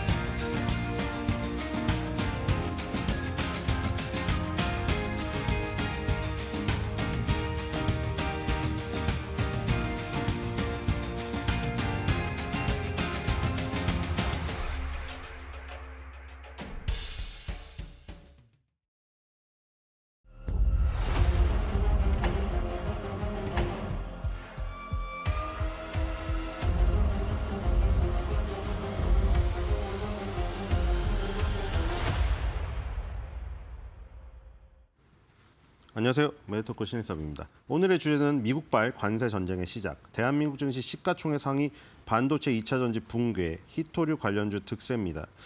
자, 지금 여기 옆에 모니터가 있거든요. 근데 얼핏 봤는데 지금 80포인트 가까이 빠지고 있더라고요. 지금 낙폭이 더 심화되고 있는데 지금 이렇게 되면은 100포인트도 가능하다 싶네요. 지금 일본이랑 대만도 뭐 빠지고 있긴 한데 이게 이제 이 정도는 아닌데 지금 좀 체력이 약하네요. 자, 일단 그 미국 본토는 어떤가 봅시다. 지금 전고점에서 일단 막혀서 다우지수는 내려오긴 했는데 일단 V자 반등에 성공을 했죠. 항상 이런 것 같아요. 그 본토에서 뭔가 얘기가 나오면은 다 그 주변국, 특히 우리나라 이런 데만 피해를 많이 보고, 그러니까 그거잖아요. 이게 딱 허리케인도 그 중심부는 되게 고요하다고 하잖아요. 이게 허리케인을 불러일으키면 이제 옆에 나라들만 완전 그 나가 떨어지는 지금 그런 상황이에요, 지금. 다우랑 뭐 나스닥, S&P 500, 필라델피아 반도체 마이너스가 0점대잖아요. 0점대. 자, 뒤로 가겠습니다. 나스닥 보겠습니다. 이것도 뭐 0.28 정도 빠졌는데요. 그냥 약보합이죠. 자, S&P 500. S&P 500도 6천은 유지했습니다. 그리고 S&P 500은 아쉬운 게 없는 게 전고점을 돌파했잖아요. 그렇죠? 자, 필라델피아 반도체. 필라델피아 반도체 지수도 0.29밖에 안 빠졌습니다. 근데 뭐 이 필라델피아 반도체 지수는 일단 좀 충격을 받아서 하락갭을 맞은 게 조금 다르긴 하죠. 자, 뒤로 가볼까요? 독일 닥스. 자, 독일 닥스 독야청청이죠. 이거 그래서 제가 시가총액 상위가 뭔가 뭐 알아본다고 했잖아요. 이게 독일이 자동차 기업이 많아요. 폭스바겐, 메르세데스 벤츠 이런 것들이 다 상위에 있고 시가총액 1위는 바스프라는 화학 종합 기업이거든요. 이 지금 이런 것들로 이루어진, 그러니까 지금 여기에는 무슨 반도체 이런 것들이 없어요. 2차 전지 이런 게 없고 자동차 완성 기업. 그리고 뭐 지금 폭스바겐은 그렇다고 치고 이제 벤츠는 조금 좀 명차급 이런 거잖아요. 굉장히 시류에 흔들리지 않는 그런 것들 위주로 조금 이루어져 있더라고요. 그래서 독일은 지금 굉장히 강한 지금 흐름이다. 뭐 독일에 부활해가지고 지금 뉴스에도 몇 개 나오던데 네, 독일 닥스 굉장히 좋습니다. 자, 지금 약간 유럽에는 직접적으로 관세를 안 했었기 때문에 그런 것도 있는 것 같아요. 그렇죠? 지금 일단 멕시코, 캐나다, 중국한테 했고 유럽한테는 관세를 반드시 매기겠다 트럼프가 얘기는 했는데 유럽한테 하는 관세에 대한 얘기는 아직 정책은 나오지 않았어요. 일단은 독일은 굉장히 지금 이 상황에서 벗어나 있다. 자, 뒤로 가겠습니다. 자, 브라질도 많이 살아났네요. 지금 브라질도 꽤 살아나서 지금 위로 올라오고 있습니다. 자, 뒤로 가보겠습니다. 신흥국도 지금 살아나고 있는데, 자, 인도도 일단 밑에서 다시 올라가려고 하고 있죠. 자, 뒤로 가겠습니다. 일단 브라질, 인도도 반등을 했는데, 자, 상해도 일단은 조금은 지금 위로 다시 올라가는 모습이죠. 자, 이게 지금 또 브라질, 인도, 중국이 살아나 버리니까 우리나라가 죽는 꼴이 되고 있는 것 같은데, 자, 심천을 가보겠습니다. 네, 심천도 일단 충격을 조금 벗어나는 지금 흐름이고요. 뒤로 가보겠습니다. 대만하고 니케이인데, 뭐 사실 너무 좋아요. 이게 지금 니케이가 2% 정도 아까 빠졌었거든요. 지금 그 전에 캡처한 거라 플러스인데 지금 오늘 빠지긴 하는데 문제는 니케이 225랑 대만가 거는 많이 벌어놨어요. 지금 사실 오늘 똑같이 빠져도 많이 벌어놨고 결국 박스권 안에 있습니다. 자, 대만도 보겠습니다. 대만도 지금 그렇죠. 대만은 조금 더 늦게 열려가지고 지금 캡처를 못했는데 이미 많이 벌어놔서 여기서 떨어져도 이게 그렇죠. 박스권 안에 그냥 유지예요, 유지. 뒤로 가겠습니다. 이게 지금 우리나라만 지금 이게 결국에는 이게 하락갭이 떨어져 버려가지고 그렇죠. 이 지금 연초에 이런 흐름들이 다 무의미해졌습니다. 그렇죠? 이게 좀 뭐 그래도 흔적이 남았기 때문에 완전 무의미하다고 하면 그렇긴 한데 이게 팩트예요. 이게 사실 이 얼마나 2주 동안 열심히 이게 올라가면서 그래도 비비고 있었던 것들이 한순간에 그냥 그렇죠? 나락으로 갔습니다. 지금 이게 하락갭이 단기간 내에 안 메꿔져 버리면 이게 또 밑에서 놀게 되거든요. 이렇게 2,500 밑에서 2,400 테스트를 해야 돼요, 지금 이게. 아주 좋지가 않죠. 코스닥도 보겠습니다. 코스닥도 결국 120에서는 여기서 이게 한 고비만 넘으면 되는데 될 것 같은데 안 되는 경우 많잖아요. 우리 뭐 스포츠에서도 저 사람 좀만 하면은 동메달 딸 것 같은데 결국 맨날 4등만 하다가 한 12년 동안 나갔는데 올림픽 3번 나가서 4등만 하고 그 동메달 하나 못 따고 그냥 은퇴하는 경우 너무 많죠. 그런 안타까운 경우. 약간 그런 경우거든요. 결국 이게 120에서만 뚫으면은 저기 지금 전고점 11월 달 전고점을 갈 수가 있는데 거기서 무너져서 또 그렇죠? 이러면 또 다음을 기약해야 되거든요. 지금 이런 모습입니다. 그럼 이제 원달러 환율은 치솟았겠죠. 그러니까 지금 이게 원달러 환율이 60에서 다시 부활을 해버리는 바람에 지금 여기 21선까지 뚫었는데 여기는 안 나왔거든요. 21선까지 돌파했어요, 지금. 그러니까 지금 이 모습이 원달러 환율 차트랑 코스피 코스닥 차트가 갈리는 지금 상황이 또 일어나 버린 거죠. 아쉽습니다. 뒤로 가겠습니다. 자, 뭐 유가는 안정이 되어서 요건 하나는 위안인데 뒤로 가보겠습니다. 자, 외국인이 또 2,500억 팔고 있거든요. 지금 코스닥은 1,000억 정도 팔고 있기 때문에 코스닥의 규모에 비해서 코스닥은 더 많이 파는 것이죠. 개인 투자자가 지금 상당히 많이 달라붙고 있거든요. 5,000억 가까이 사고 있거든요. 저 뒤로 가보겠습니다. 지금 이게 결국 1월 31일 날 무려 1조 넘게 지금 팔아버리면서 이제 순매도로 관성이 다시 작용을 할 수가 있는 지금 이렇게 되면 별로 좋지가 않은 상황이죠. 수급이. 뒤로 가겠습니다. 개인 투자는 뭐 많이 샀네요. 1조 5천억 원. 자, 미국은 지금 뭐 엔비디아가 흔들리고 있긴 한데, 그렇죠? 엔비디아가 뭐 그렇다고 해가지고 이게 무슨 시총 3위에서 내려앉고 이 정도까지 가지는 않을 것 같아요. 지금 뭐 이 정도 걱정은, 그러니까 엔비디아 빼고는 그 다음에 많이 빠진 게 마스터카드, 뭐 일라일이 이 정도거든요. 자, 뒤로 가겠습니다. 엔비디아 빼면 거의 안 빠졌습니다. 자, 일본은 이제 아까 그 지수 막대 그래프에서는 안 보였는데 지금 이렇게 되고 있어요. 일단 도요타 자동차가 5.43이 빠지고 키엔스도 3.57이 빠지고 지금 일단 많이 빠지고 있거든요. 지금 히타치는 플러스를 기록하고 있어요. 히타치. 이거는 ETF니까 빼시면 되고요. 자, 뒤로 가보겠습니다. 도요타가 많이 빠지네요. 자, 그래서 지금 이 미국의 특징 중 하나 보겠습니다. 이 에브비가 장중에는 더 많이 올랐었거든요. 근데 4.70으로 줄어서 끝나긴 했는데, 자, 지금 일라일이랑 노보노디스크가 굉장히 어려움을 겪고 있잖아요. 갑자기 다이어트 주사제로 확 떴다가 지금 조금 주저앉고 있는데, 오히려 지금 에브비는 엘러간, 보톡스의 원조를 갖고 있는 회사잖아요. 실적이 상당히 좋게 나왔어요. 매출이 5.6% YOY 기준으로 늘었고요. 컨센서스도 상회를 했습니다.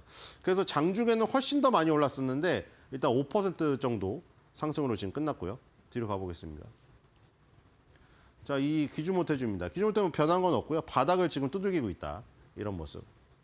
그러니까 중국은 그냥 한 중간 정도 가는 것 같아요. 그렇죠? 뭐 딥시크 뭐 잘 됐다고 해서 중국이 막 상해 심천이 오르고 이러진 않거든요. 얘네는. 뒤로 가겠습니다. 그렇죠? 왜냐면 지금 엔비디아, 마이크로소프트, 뭐 애플, 미국은 이렇게 구성되어 있잖아요. 그리고 대만은 TSMC, 한국은 삼성전자. 이게 1위인데 지금 얘네는 상해 1위가 귀주 못 해주고 이 지금 심천 1위는 CATL이거든요. 사실 딥시크랑 그게 관련이 없는, 그렇죠? 뭐 딥시크가 잘 됐다고 사람들이 뭐 고량주를 많이 까먹어서 귀주 못 해주고 오른다? 이런 논리도 가능하지만 굉장히 억지잖아요. 그러니까 술 주식이 1위고 이거 2차 전지 배터리가 1위여서 무슨 딥시크발 충격이라던가 무슨 호재라던가 이게 없어요. 그냥 그대로예요. 그냥 얘네는. 뒤로 가겠습니다. 그냥 그대로. 딥시크가 중국 건데 중국은 사실 증시는 영향이 없습니다. 자, 도요타 자동차가 지금 21선을 돌파를 했다가 오늘 조금 그 5.43% 하락으로 일단 지금 좀 내려온 모습입니다. 근데 지금 저희 막대 그래프에 표시는 안 됐지만 뭐 21선 지키고 있을 거예요. 뒤로 가보겠습니다. 자, TSMC입니다. 지금 대만이 어떻게 되는지 모르겠는데 TSMC는 일단 뭐 여기서 떨어지더라도 아쉬울 건 없죠. 자, 지금 이게 신고가 수준이에요. 이게 역사적 신고가예요, 지금 대만은. 아쉬울 게 없죠, TSMC는. 우리나라만 지금 힘든 거예요. 뒤로 가보겠습니다. 자, 히타치입니다. 자, 이게 지금 아까 전에 도쿄 증시에서 20위권에서 유일하게 지금 플러스인 종목이잖아요. 그러니까 지금 이 히타치랑 우리나라 HD 현대일렉트릭 이런 게 지금 그 전압기 관련 주식인데 지금 히타치가 강한 거를 보니까 그 엔비디아발 이 위기가 저기까지 왔었잖아요. HD 현대일렉트릭 데이터 센터. 왜냐하면 그게 결국 그거죠. 최첨단 칩이 필요가 없으니 그러니까 지금 뭐 중국이 뭐 거짓말을 하는 게 아니라면은 그거잖아요. 저렴한 칩을 써도 충분히 인공지능 학습시켜서 챗GPT에 버금가는 거를 뭐 50분의 1 가격으로 만들 수 있다 이거 아니에요? 그리고 저렴한 칩을 써도 된다는 거 아니에요? 그럼 이제 결국은 데이터 센터에 전기도 덜 들 거고 그렇잖아요. 그러니까 최첨단 칩을 쓰니까 막 열이 많이 나니까 뭐 거기 냉각 기술도 들어가야 되고 데이터 센터가 엄청 커야 되고 땅도 필요하고 이렇게 된 거였잖아요. 근데 지금 그런 논리라면은 딥시크 같이 싼데 뭐하러 큰 데이터 센터 세우고 냉각 기술이 필요하며 전기도 많이 쓸 필요 없어요. 이렇게 돼 버리니까 논리가 엔비디아부터 무너져서 그렇죠. 이제 데이터 센터의 전력을 담당하는 이쪽까지 영향을 미친 거잖아요. 그래서 그 당일날 HD 현대일렉트릭이 급락을 했잖아요. 근데 지금 오늘 같은 경우에는 히타치는 지금 다시 살아나고 있거든요. 지금 이런 거를 보면은 뭐 전력 인프라 관련해서 히타치가 뭐 딥시크발 지금 충격이 그렇게 크게는 없다는 게 지금 오늘 나타나고 있습니다. 일단은 지금 박스권을 유지하고 있는 모습이죠. 히타치랑 우리나라의 현대일렉트릭 좀 지켜봐야 될 필요가 있을 것 같고요. 뒤로 가보겠습니다. 자, 우리나라입니다. 우리나라는 지금 오늘 뭐가 오르냐면은 요소수, 히토류, 국내 상장 중국 기업 그 며칠 전에도 올랐었지 이거. 이게 좀 인간적으로 좀 심하지 않습니까, 솔직히? 지금 60원짜리 종목이 여기 두 개나 있다는 게 저는 60원짜리 종목이 10년째 상장 폐지를 안 당하는 것조차 좀 이상해요. 좀 너무 심해. 60원짜리는 좀 심하잖아요, 진짜로. 60원짜리를 거래하시는 분도 있는데 60원짜리 거래하는 건 좀 그렇지 않나요? 그러니까 60원짜리라는 것 자체가 너무 그렇죠. 기업의 가치가 너무 심하죠. 그렇죠? 기업의 가치를 도대체 60원짜리로 가늠할 수가 있는 것인가? 자, 그다음에 피팅 밸브주가 지금 오르고 있고요. 여기 2025년 상반기 신규 상장 오늘도 신규 상장한 거 하나 있는데 저번 주에 하지원 관련주 그거랑 또 상장한 거 뭐 성적이 괜찮아서 일단 오르긴 하는데 종목이 몇 개 안 되니까요.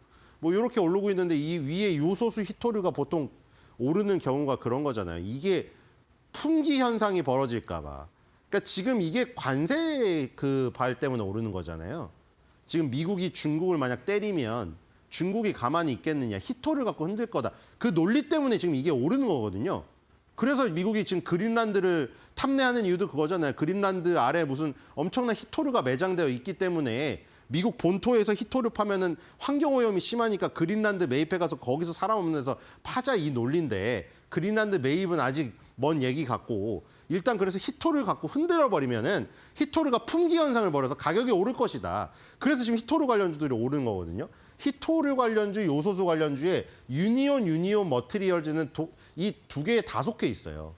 그리고 요소수에 관련된 게 이게 KG 케미칼, TKG 휴캠스, 롯데 정밀화학. 그러니까 유니온 머티리얼즈는 요소수 히토르에 다 관련되어 있어요.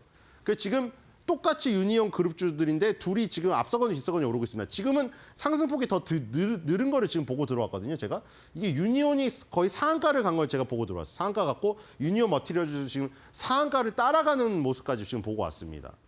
뒤로 가볼까요? 유니온이라는 회사랑 유니온 머티리얼즈가 같은 그룹인데 유니온이라는 회사는 일단 그 시멘트 관련 건설 현장에서 시멘트, 백시멘트 뭐 이런 거를 주로 하는 회사고 유니온 머티리얼즈도 머티리얼이 있잖아요. 금속 관련주인데 여기도 지금 나오죠. 이게 이데일리 뉴스인데 지금 삼화전자, 유니온 머티리얼 이런 것들이 지금 중국 상대로 10% 관세를 4일부터 부과한다는 소식 때문에 지금 급등하고 있다. 이 뉴스가 나왔잖아요. 여기 보면은 삼화전자랑 유니온이 그러니까 정확히 말하면 유니온은 백시멘트에 관련된 게 좀 더 많고 유니온 머티리얼이 이 지금 페라이트에 관련된 거예요. 여기 보시면은 히토류 자석을 대체하는 페라이트 마그네트를 생산하고 있다. 그래서 삼화전자랑 유니온 머티리얼즈가 이게 엮인 거거든요. 지금 유니온 머티리얼즈, 유니온 홈페이지에 들어가면은 시멘트 포대 있죠. 공사 현장에서 보는 그런 것들이 제품 리스트에 보통 있고요. 이 지금 유니온 머티리얼 홈페이지에 들어가면은 페라이트라고 따로 섹터가 있어요. 이게 페라이트 이게 자석이에요. 히토르 자석을 대체하는 역할을 하는 이 마그네틱 요거를 이 생산한다고 해가지고 이게 엮여 있는 거예요. 여기 보면은 페라이트 마그네틱이 파인 세라믹스 제품의 제조 판매 등을 영위할 목적으로 2000년 6월 30일 날 설립되었다고 나왔잖아요. 물론 지금 실적은 좋지가 않아요. 지금 작년 3분기 실적이 이 매출액은 6.9% 감소했고요. 영업 손실은 222.4 224.3% 증가했습니다. 당기 순손실은 146.3% 증가했어요. 그러니까 지금 실적은 상당히 좋지가 않은 상황인데 지금 오늘 보면은 유니온 머티리얼즈가 지금 이것보다 더 늘었을 거예요. 20% 가까운 혹은 넘는 상승이고요. 이 뒤에 이제 이게 유니온 차트인데 이게 지금 뉴스에 가려놨는데 제가 유니온이 지금 상한가에 진입을 했어요. 그러니까 어쨌든 간에 지금 이 엮인 거는 요거 때문에 엮인 것이죠. 페라이트, 마그네트 요게 히토류 자석을 대체한다. 그래서 이 중국한테 10% 관세를 부과를 하면 중국이 보복을 할 건데 히토류를 갖고 흔들 가능성이 가장 크니까 그러면 이제 히토류 가격이 오르니까 대체제인 페라이트, 마그네트 가격도 오를 것이고 그럼 그 마그네트를 생산하는 이 유니온 머티리얼즈가 수혜를 볼 것이다. 이 논리로 움직이고 있습니다. 지금 아까 보시다시피 실적은 바탕이 되지 않고 있다는 거. 그거를 유념을 하셔야 될 것 같고요. 어쨌든 유니온과 유니온 머티리얼즈는 요럴 때마다 이 쌍으로 움직이는 성격이 강하다는 거. 그리고 여기 보시면은 변동성이 상당히 심하죠. 하루의 움직임이 윗꼬리, 밑꼬리가 상당히 많이 달립니다. 이런 특성을 이해하시고 접근하시면 좋을 것 같습니다. 어쨌든 뭐 안 하더라도 저게 움직이는 작동 원리나 이런 배경들 이런 거 알아놓으면 테마주 공부하는 데 도움은 될 것 같아요. 자, 오늘의 한 줄 매도평입니다. 트럼프가 관세라는 단어가 세상에서 가장 아름다운 단어라고 말을 한 적이 있잖아요. 그렇죠? 그래서 제가 이걸 준비했습니다. 관세라는 단어, 트럼프에겐 아름답게 깜찍하지만 한국 증시에는 울렁거리게 끔찍하다.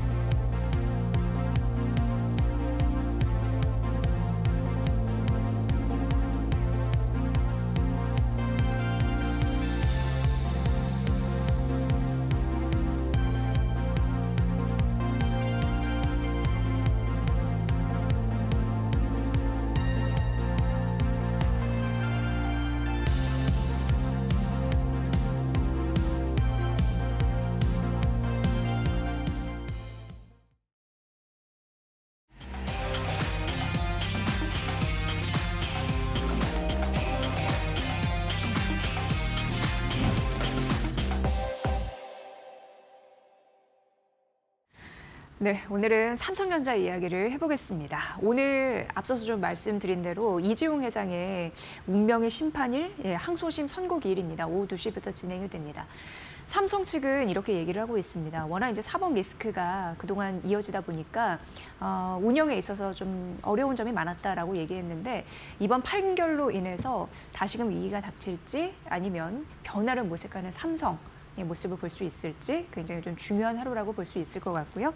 오늘 대담한 대담은 삼성 실적 분석 토대로 여러 가지 이야기 들려드리도록 하겠습니다. 제 옆에 조호진 타큐뉴스 대표 나와 계십니다. 대표님 어서 오세요. 예, 안녕하세요. 네, 실적 이야기부터 풀어나가 보도록 하겠습니다. 실적은 뭐 예상대로 안 좋게 나왔습니다. 예. 그 삼성전자 4분기 실적을 말씀드린 건데 4분기 실적이 원래 잠정 실적을 발표하기 전에는 영업이익을 한 10조 정도 생각했습니다. 전사적인 삼성 영업이익 10조 정도 생각했다가 잠정 실적이 가까워지면서는 이제 7조대로 낮아질 수 있다라고 이게 생각이 넣고 실제 발표도 7조 전 중반에 나왔습니다.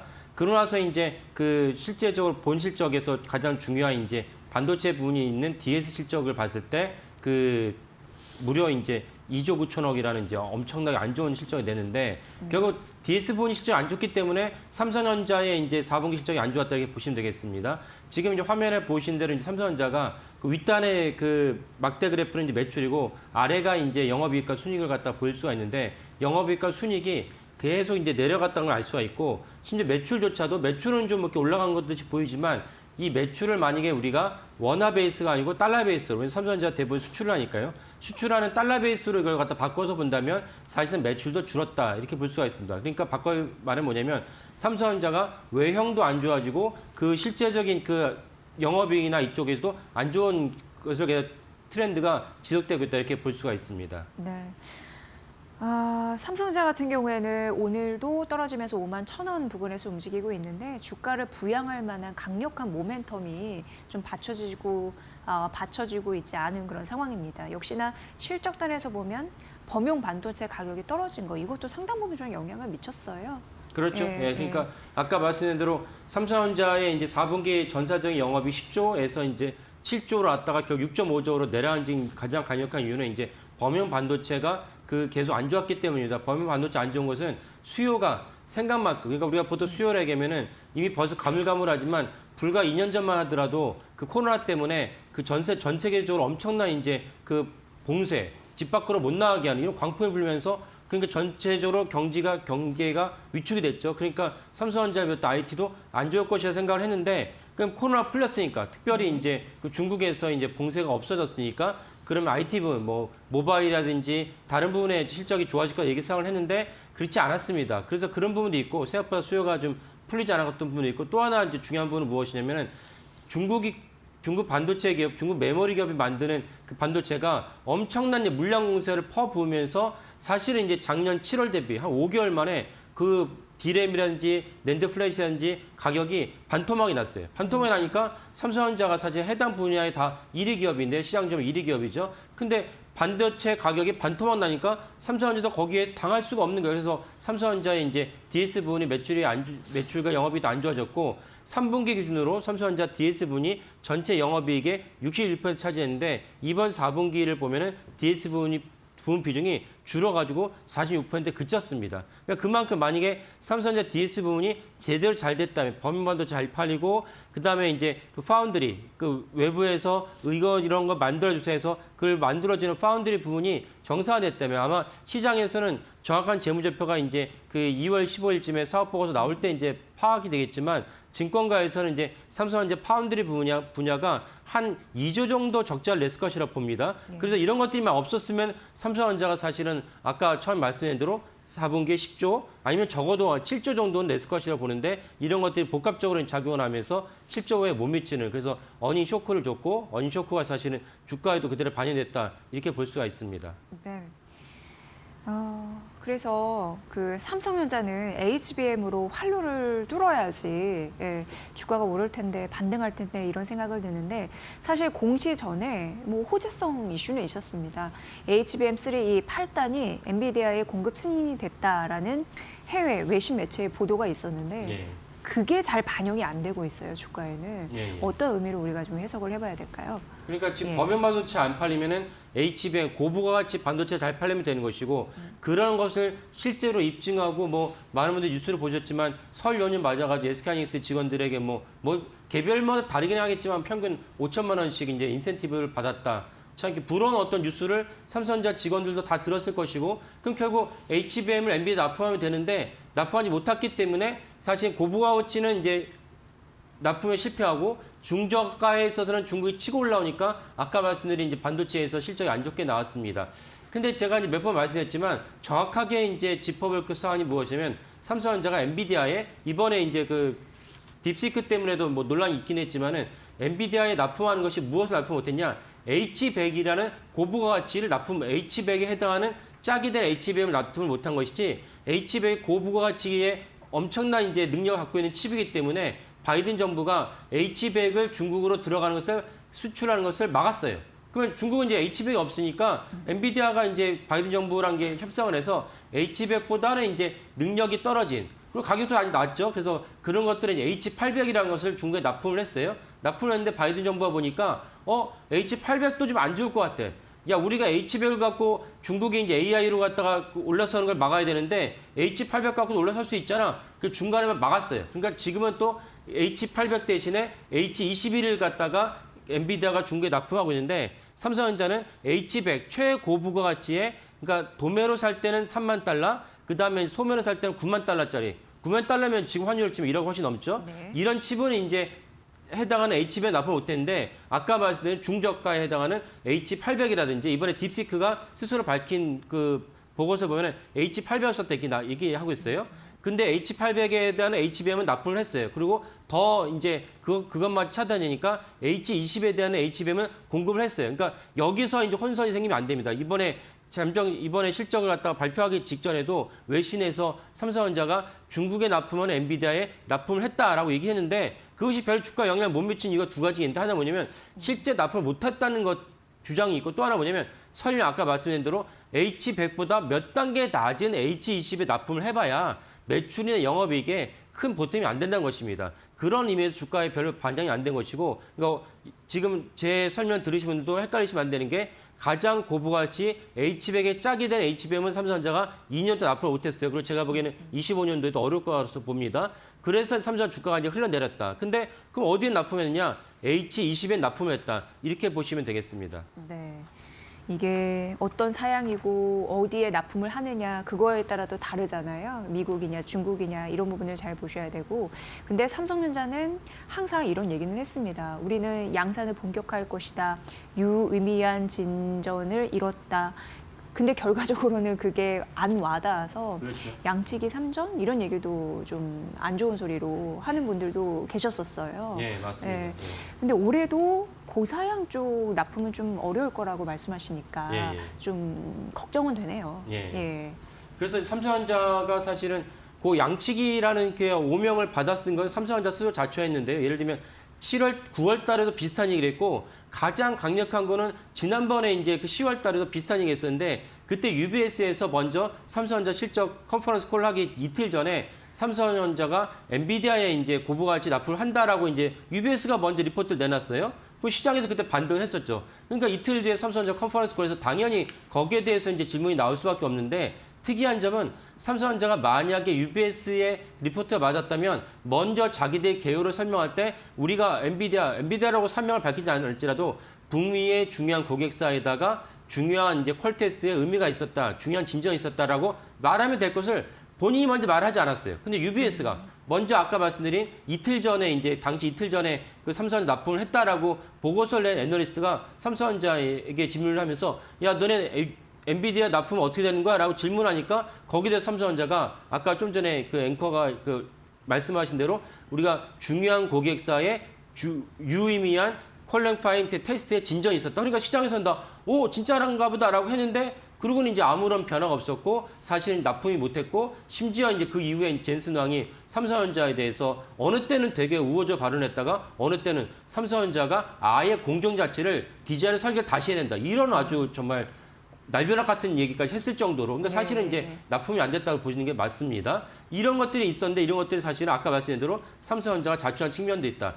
분명히 삼성전자 IR 담당자는 UBS 증권이 그런 리포트를 냈다는 걸 알았을 것이에요. 그걸 몰랐으면 IR 담당자로서의 직무를 갖다가 유기한 것이죠. 알았을 텐데 그럼 그 애널리스트가 그런 비슷한 질문을 했으면 거기에 대해서 우리가 열심히 노력을 하고 있지만 아직까지는 이제 진전이 없어. 이렇게 말을 했어야 될 것을 유의미한 진전했다는 것은 사실 제가 보기에는 법적으로도 소송을 걸었을 때 삼성전자가 책임을 져야 될 그런 어떤 빌미를 제공했다 봅니다. 그래서 어쨌든 이런 것들이 쌓이면서 삼성전자에 대한 외국인에 대한 신뢰는 무너져 내렸다. 그것은 이제 외국인들이 삼성전자 지분율이 유례 없을 정도로 계속 내려갔고 작년 7월부터 매도 폭탄을 계속 한 끝에 심지어 11월 15일 날 그 49,900원까지 찍었습니다. 10조 원에 걸친 자사주 매입을 한다고 해서 주가를 이제 일부 올리긴 했지만 다시 거기에 대해서 49,900원으로 사실은 이제 수렴하고 있는 상황이고 이런 것들에서 삼성전자 신뢰가 떨어진 상황에서 삼성전자는 보다 더 발언에 신중하면서 앞으로 전진을 해야 된다라고 이제 말씀드리겠습니다. 네, 좋은 결과가 있을 것이다라고 얘기하면 또 들고 있는 주주 입장에서는 희망적인 부분을 보고 싶기 때문에 그렇게 반응할 수 있습니다. 어쨌든 과거 발언이 투자자의 혼란을 미쳤다라는 부분에 대해서 다시 한번 좀 정리를 해주신 듯합니다. 근데 그런 얘기도 있더라고요. 삼성 가족사도 버렸다? 이게 어떤 얘기인가요? 뭔가 팔았다라는 의미로의 해석이 되는데요. 그러니까 지난 이제 금요일 날 이제 삼성전자 실적을 발표한 날 삼성전자의 최대주가 삼성생명인데요. 제가 이제 몇 번 말씀드리겠는데 그래서 삼성생명이 삼성전자에 대한 지분 매도 추이가 되게 중요하다. 만약에 삼성생명이 삼성전자에 대해서 매도가 아니고 매수로 돌아섰다. 그러면 이제 더 이상 삼성전자의 그 어두운 삼성전자 악재는 해소됐구나라고 판단할 수 있는데 지금 화면에 보시는 대로 삼성생명 삼성전자 지분 추이 보면 계속 내려가고 있어요. 그 맨 윗단이 이제 파란 그래프가 삼성전자 주가고 아래 초록색 삼성생명의 지분 추이인데 계속 내려가고 있습니다. 그래서 지난주 금요일 날도 비록 미미하긴 하지만 한 7억 원 정도 매도를 했다고 삼성생명이 공시를 했어요.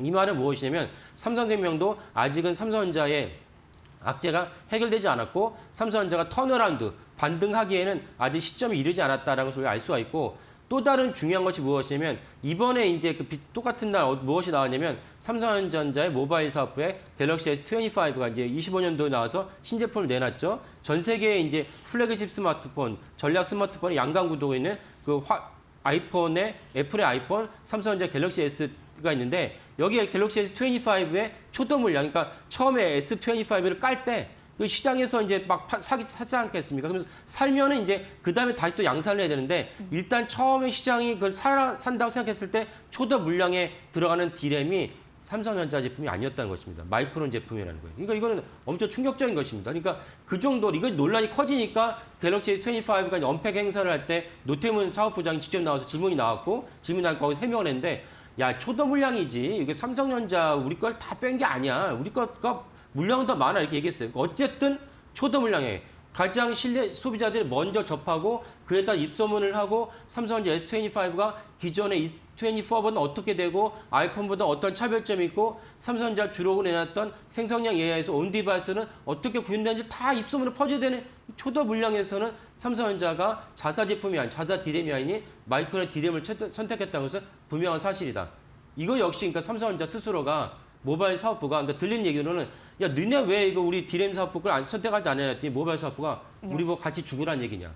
니네 제품이 떨어져서 선택 안 한 건데 니네 제품을 선택했다가 우리도 죽으란 얘기냐. 이런 얘기가 흘러나오고 있어요. 또 다른 중요한 것이 하나 뭐냐면 이 스마트폰의 그 데스크탑으로 치면 CPU에 따른 게 AP인데 AP가 24만 하더라도 일부 삼성전자의 엑시노스를 갖다가 선택을 했었어요. 근데 이번에는 완벽하게 다 삼성전자 자사는 하나도 선택하지 않고 그 퀄컴의 스냅드래곤으로 다 깔았습니다.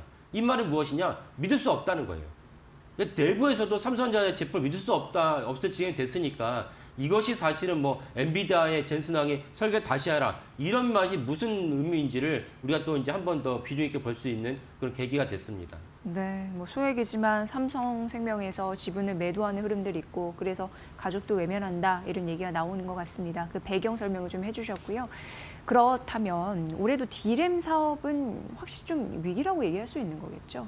그렇죠. 예, 그러니까 어떻게 좀 돌파를 할 결국 이제 가능성은 D램 있을까요? 사업이라는 거는 이제 아까 말씀 최단 상단의 고부가치. 그러니까 SK하이닉스가 지금까지 H백 그다음에 그 H백에 해당하는 HBM 그 3, HBM 3의 8단, 12단 정도까지는 아마 지금 들린 얘기는 8단까지는 이제 영업이익이 50%, 그러니까 엔비디아에 넘기면서 50%의 마진을 챙긴다는 거예요. 독점이니까 실질적으로 90%니까 뭐 엄청난 장사 아닙니까? 제조업의 마진 50%라는 건 정말 전무후무한 일입니다. 물론 그만큼 엔비디아도 자기네 칩을 팔면서 뭐 마진이 뭐 75% 나오고 있습니다. 엄청난 마진 남기니까 삼성전자, SK하이닉스도 HBM을 넘기면서 그 이제 50% 마진 남기는데 엔비디아의 그 다음 버전 블랙웰에 해당하는 비백은 같은 경우는 사실은 이제 지금 가격이 9만 달러, 소매가 이제 9만 달러입니다. 그러니까 SK하이닉스도 뻔히 다 아는데 당연히 이제 더 요구를 하죠. 그래서 SK하이닉스가 이제 비백에 해당하는 이제 그 HBM 넘길 때는 지금 들린 얘기로는 70%나지 60% 최소 60% 마진 남기고 70%라는 얘기도 있습니다. 야, 삼성전자 입장에서 엄청난 부러운 수치입니다. 삼성전자가 빨리 엔비디아에 납품을 해야지 이런 것을 갖다가 이제 그 줄이면서 사실은 이제 턴어라운드 할 수 있는데 이런 것들 못하게 되면서 범용 반도체 시장이 아까 중국 반도체 치고 올라오니까 여기에서 생긴 이제 후유증을 갖다가 계속 감내야 됩니다. 또 다른 문제점이 무엇이냐면 지금 이제 화면에 보이신 대로 삼성전자로부터 모든 반도체 D램 기업들은 미세화 공정에서 옛날에 뭐 30나노, 20나노, 13나노, 11나노 계속 줄여갔어요. 그래서 이런 줄일 때마다 언제나 제일 먼저 줄이는 데 성공한 기업이 어디였냐? 30년 동안 삼성전자였어요. 근데 이제는 HBM뿐만 아니라 미세화 공정에 있어서 그래서 이제 11나노 줄어들면 7나노 줄이면서 그때부터는 이제 XYG, ABC라고 이제 우리가 이제 지칭해야 되는데 B에서 C로 가는 과정에서는 하이닉스 이미 성공해서 납품을 하고 있어요. 근데 삼성전자는 B에서 C로 갈 때는 머뭇거리고 있다. 왜 머뭇거리고 있느냐? 그 우리가 보통 이제 그 미세 공정을 할 때 7나노, 30나노로 말할 때 그 나노가 어디를 기준으로 하냐? 트랜지스터의 게이트의 그 길이를 갖다 기준으로 합니다. 그래서 에미터, 게이터, 그 컬렉터 이 세 개의 트랜지스터 단자에서 게이트에서 길이를 갖다가 측정한 것을 기준으로 하는데 삼성전자가 게이트 공정에 있어서 하이닉스 이미 그 더 B보다 더 작은 C로 갔는데 삼성전자는 B로 C로 가기 전에 뭔가 문제가 생겼다. 왜 문제가 생겼느냐? 과거에 미세화 공정을 할 때 미세화할 때 그 게이트 공정 같은 게이트 길이를 줄이는 데만 역점을 뒀지 게이트 길이를 줄이면서 많은 후유증이 생기거든요. 예를 들면 누설 전류라든지 유전율이라든지 이런 후유증이 생기는데 이런 후유증을 총체적 연구를 하면서 같이 새로운 어떤 반도체를 만들어냈었는데 그 총체적 연구를 못했다는 것입니다. 그러다 보니까 삼성전자가 더 이상 게이트만을 줄일 수 없는 단계까지 이르러서 게이트를 갖다 줄이지 못하니까 미세화 공정에까지도 하이닉스보다 뒤져가지고 B에서 C를 못 넘어가고 있다. 이래서 아까 말씀드린 폭발 이것이 이제 그 시장에서 표현된 것이 아까 말씀드린 갤럭시 S25에 마이크론을 택했을지언정 삼성은 택하지 못한 이런 것들로 드러나지 않았나라고 추정을 하고 있습니다. 네, 삼성전자 역시 오명에서 벗어나려면 확실하게 보여줘야 된다. 네, 첨단 반도체 산업에서 승부수를 좀 보여줘야 된다라는 생각이 들고 그나마 약간 호재성 재료가 미중 패권 전쟁 속에서 있다고 들었는데 어느 정도 예감은 되거든요. 대표님 어떻게 보세요? 그렇죠. 그러니까 그 범용 반도체에서 중국 기업들이 제가 뭐 그전에 한번 설명드렸지만 미국 상무부의 결과에 따르면은 중국 메모리 반도체 기업들이 원가보다 싸게 내놓는다. 저 있을 수 없는 일인데 그 원가보다 싸게 내놓는 게 어떻게 가능합니까? 중국 당국의 보조금이 천문학적으로 지급되고 있는 거죠. 그래서 뭐 일선에 들린 얘기는 반도체뿐만 LCD나 뭐 IT 전반에 걸쳐가지고 막 연구원을 갖다 100명을 갖다 뽑아서 그들에게 월급을 주면 세액공제는 뭐 당연히 할 수 있는데 월급을 준 만큼 또 다른 정부 보조금이 주어진다. 이런 기업가 이길 수가 없죠. 그러니까 미국 상무부가 조사를 해서 야, 니네 중국 반도체 이런 식으로 하면 곤란해. 그러면 트럼프가 임기를 시작했으니까 트럼프 대통령도 중국에 대해서 보편적 관세를 시작을 하면서 10%를 매기는데 이제 반도체의 또 다른 맥락으로 아마 이제 중국에 대해서 이제 억제를 할 거로 봅니다. 그리고 이제 딥시크 때문에 이제 주말 사이에 뉴스를 보셨겠지만은 그 엔비디아의 젠슨 왕과 트럼프 대통령이 만나서 이제 회담을 오래 했다. 오래 한 것이 결국 뭐겠습니까? 야, 너네는 H병 안 줘가지고 중국을 어느 정도 억제했다 했는데 너 딥시크 봐라. 결국 해냈지 않았느냐. 그러니까 그나마 제가 아까 말씀드렸던 가장 하위 버전을 할 수 있는 빼고 뺀 그 칩까지도 H20도 사실은 중국에 보내면 안 될 것 같아. 이런 논의를 했을 것이라 추정이 됩니다. 뭐 당연한 것이죠. 그러니까 이런 식으로 해서 결국 미국 당국이 중국에 대한 그 제재를 취해서 범용 반도체 가격이 올라간다면 삼성전자의 가장 큰 수혜가 될 거라 봅니다. 그러나 또 하나 이제 악재는 무엇이냐면 아까 말씀대로 H20을 중국에 못 들어가게 한다. 그러면 아까 말씀대로 H20에 짝이 된 HBM을 누가 만든다고 했습니까? 삼성전자죠. 그러니까 삼성전자는 그만큼 또 나쁜 점도 있지만 그러나 범용 반도체가 그 중국 당국에 대한 제재를 취해서 가격이 올라간다면 삼성전자에 큰 호재가 되겠다. 이런 거를 가져 주시해 보시면 되겠습니다. 네, 삼성전자 아쉬운 반도체 성적표, 그 꼬리표를 언제 뗄지 많은 분들이 또 관심 있게 지켜보고 있습니다. 반등의 기회를 확실히 잡을 수 있을지 이번 상반기에도 초미의 관심사가 되지 않을까 이런 생각을 해보게 됐습니다. 그리고 오늘 이재용 회장도 운명의 날이잖아요. 그렇죠. 이 결과도 여러분 오후 2시부터 진행된다고 하니까 잘 살펴보시길 바라겠습니다. 자, 대담한 대담 함께했고요. 조호진 탑큐뉴스 대표의 분석으로 함께하셨습니다. 잘 들었습니다, 대표님. 예, 감사합니다. 네.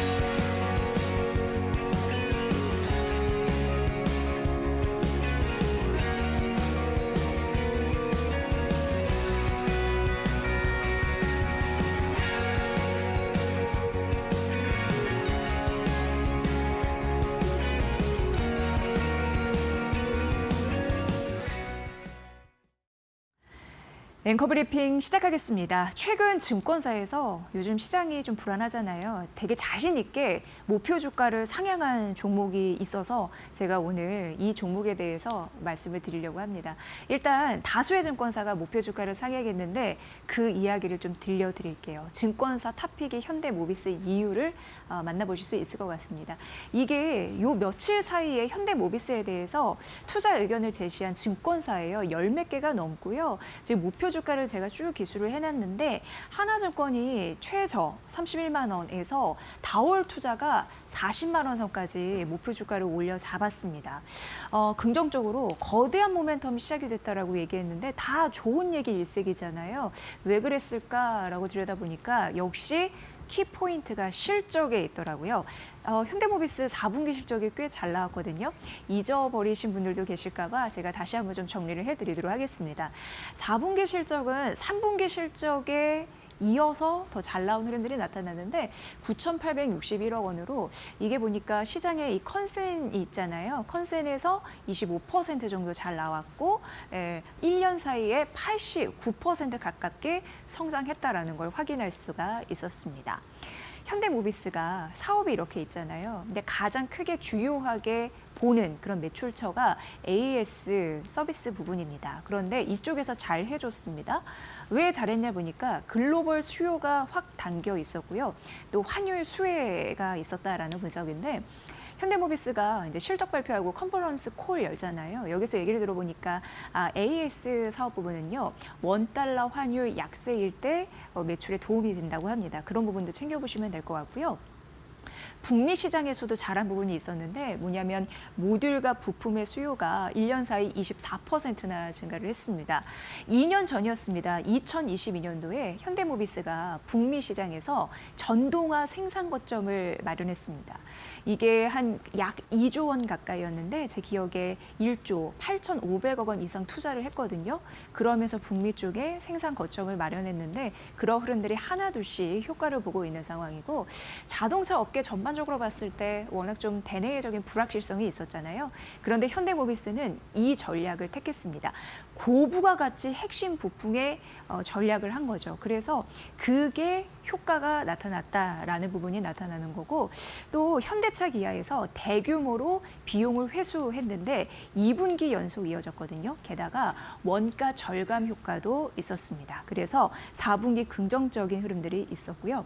1년 전만 보더라도 전기차 캐즘 여파에 몸살을 앓으면서 전동화 부품 쪽은 안 좋았어요. 근데 위기를 기회 삼아서 수익성 전략에 몰두하다 보니까 긍정적인 분석이 나왔고 한 해 성적표를 제가 밑에다 기술을 해놨는데 3조 7,300억 원 이상 나왔습니다. 1년 새 34% 성장한 부분으로 최고의 영업이익을 달성했고 영업이익률도 5% 달성했다라는 점 말씀드리도록 하겠습니다.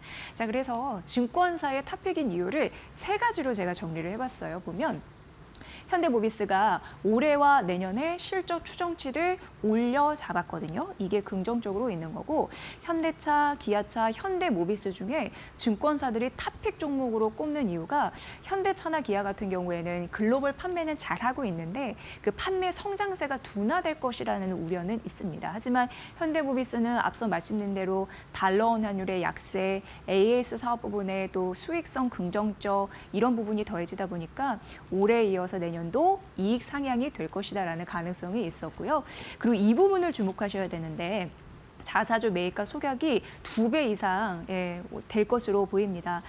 올해 같은 경우에도 상반기, 하반기 있는데 유한타증권은 상반기보다 하반기의 수익성이 더 좋을 것이다라고 예상을 했고요.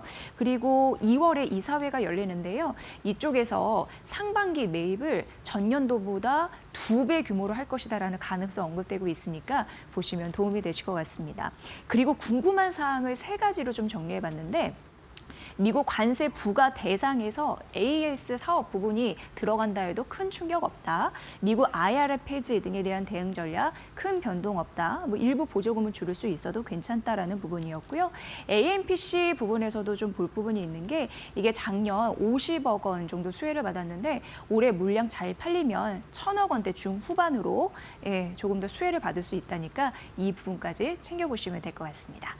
현대모비스는 트럼프 쪽에 좀 수혜를 받을 수 있는 GM의 기업과 밸류 체인에 또 있거든요. 그런 흐름으로도 몸값이 올라가는 소리 들리니까 여러분들 잘 참고해 보시면 될 것 같습니다. 네, 시장의 외국인 기관이 모두 양시장에서 쌍끌이 매도를 하고 있어요. 이러다 보니까 낙폭이 좀 크게 나오고 있는데 일단은 오늘은 안전판을 잘 잡고 일단은 관망을 하셔야 되겠습니다. 내일 또 저희가 더 좋은 전략을 가지고 찾아와야 될 것 같아요. 네, 2월 첫 출발은 어려웠지만 또 회복되길 바라겠습니다. 저희는 내일 이 시간에 여러분을 뵙겠습니다. 함께해 주신 여러분 고맙습니다. 고맙습니다.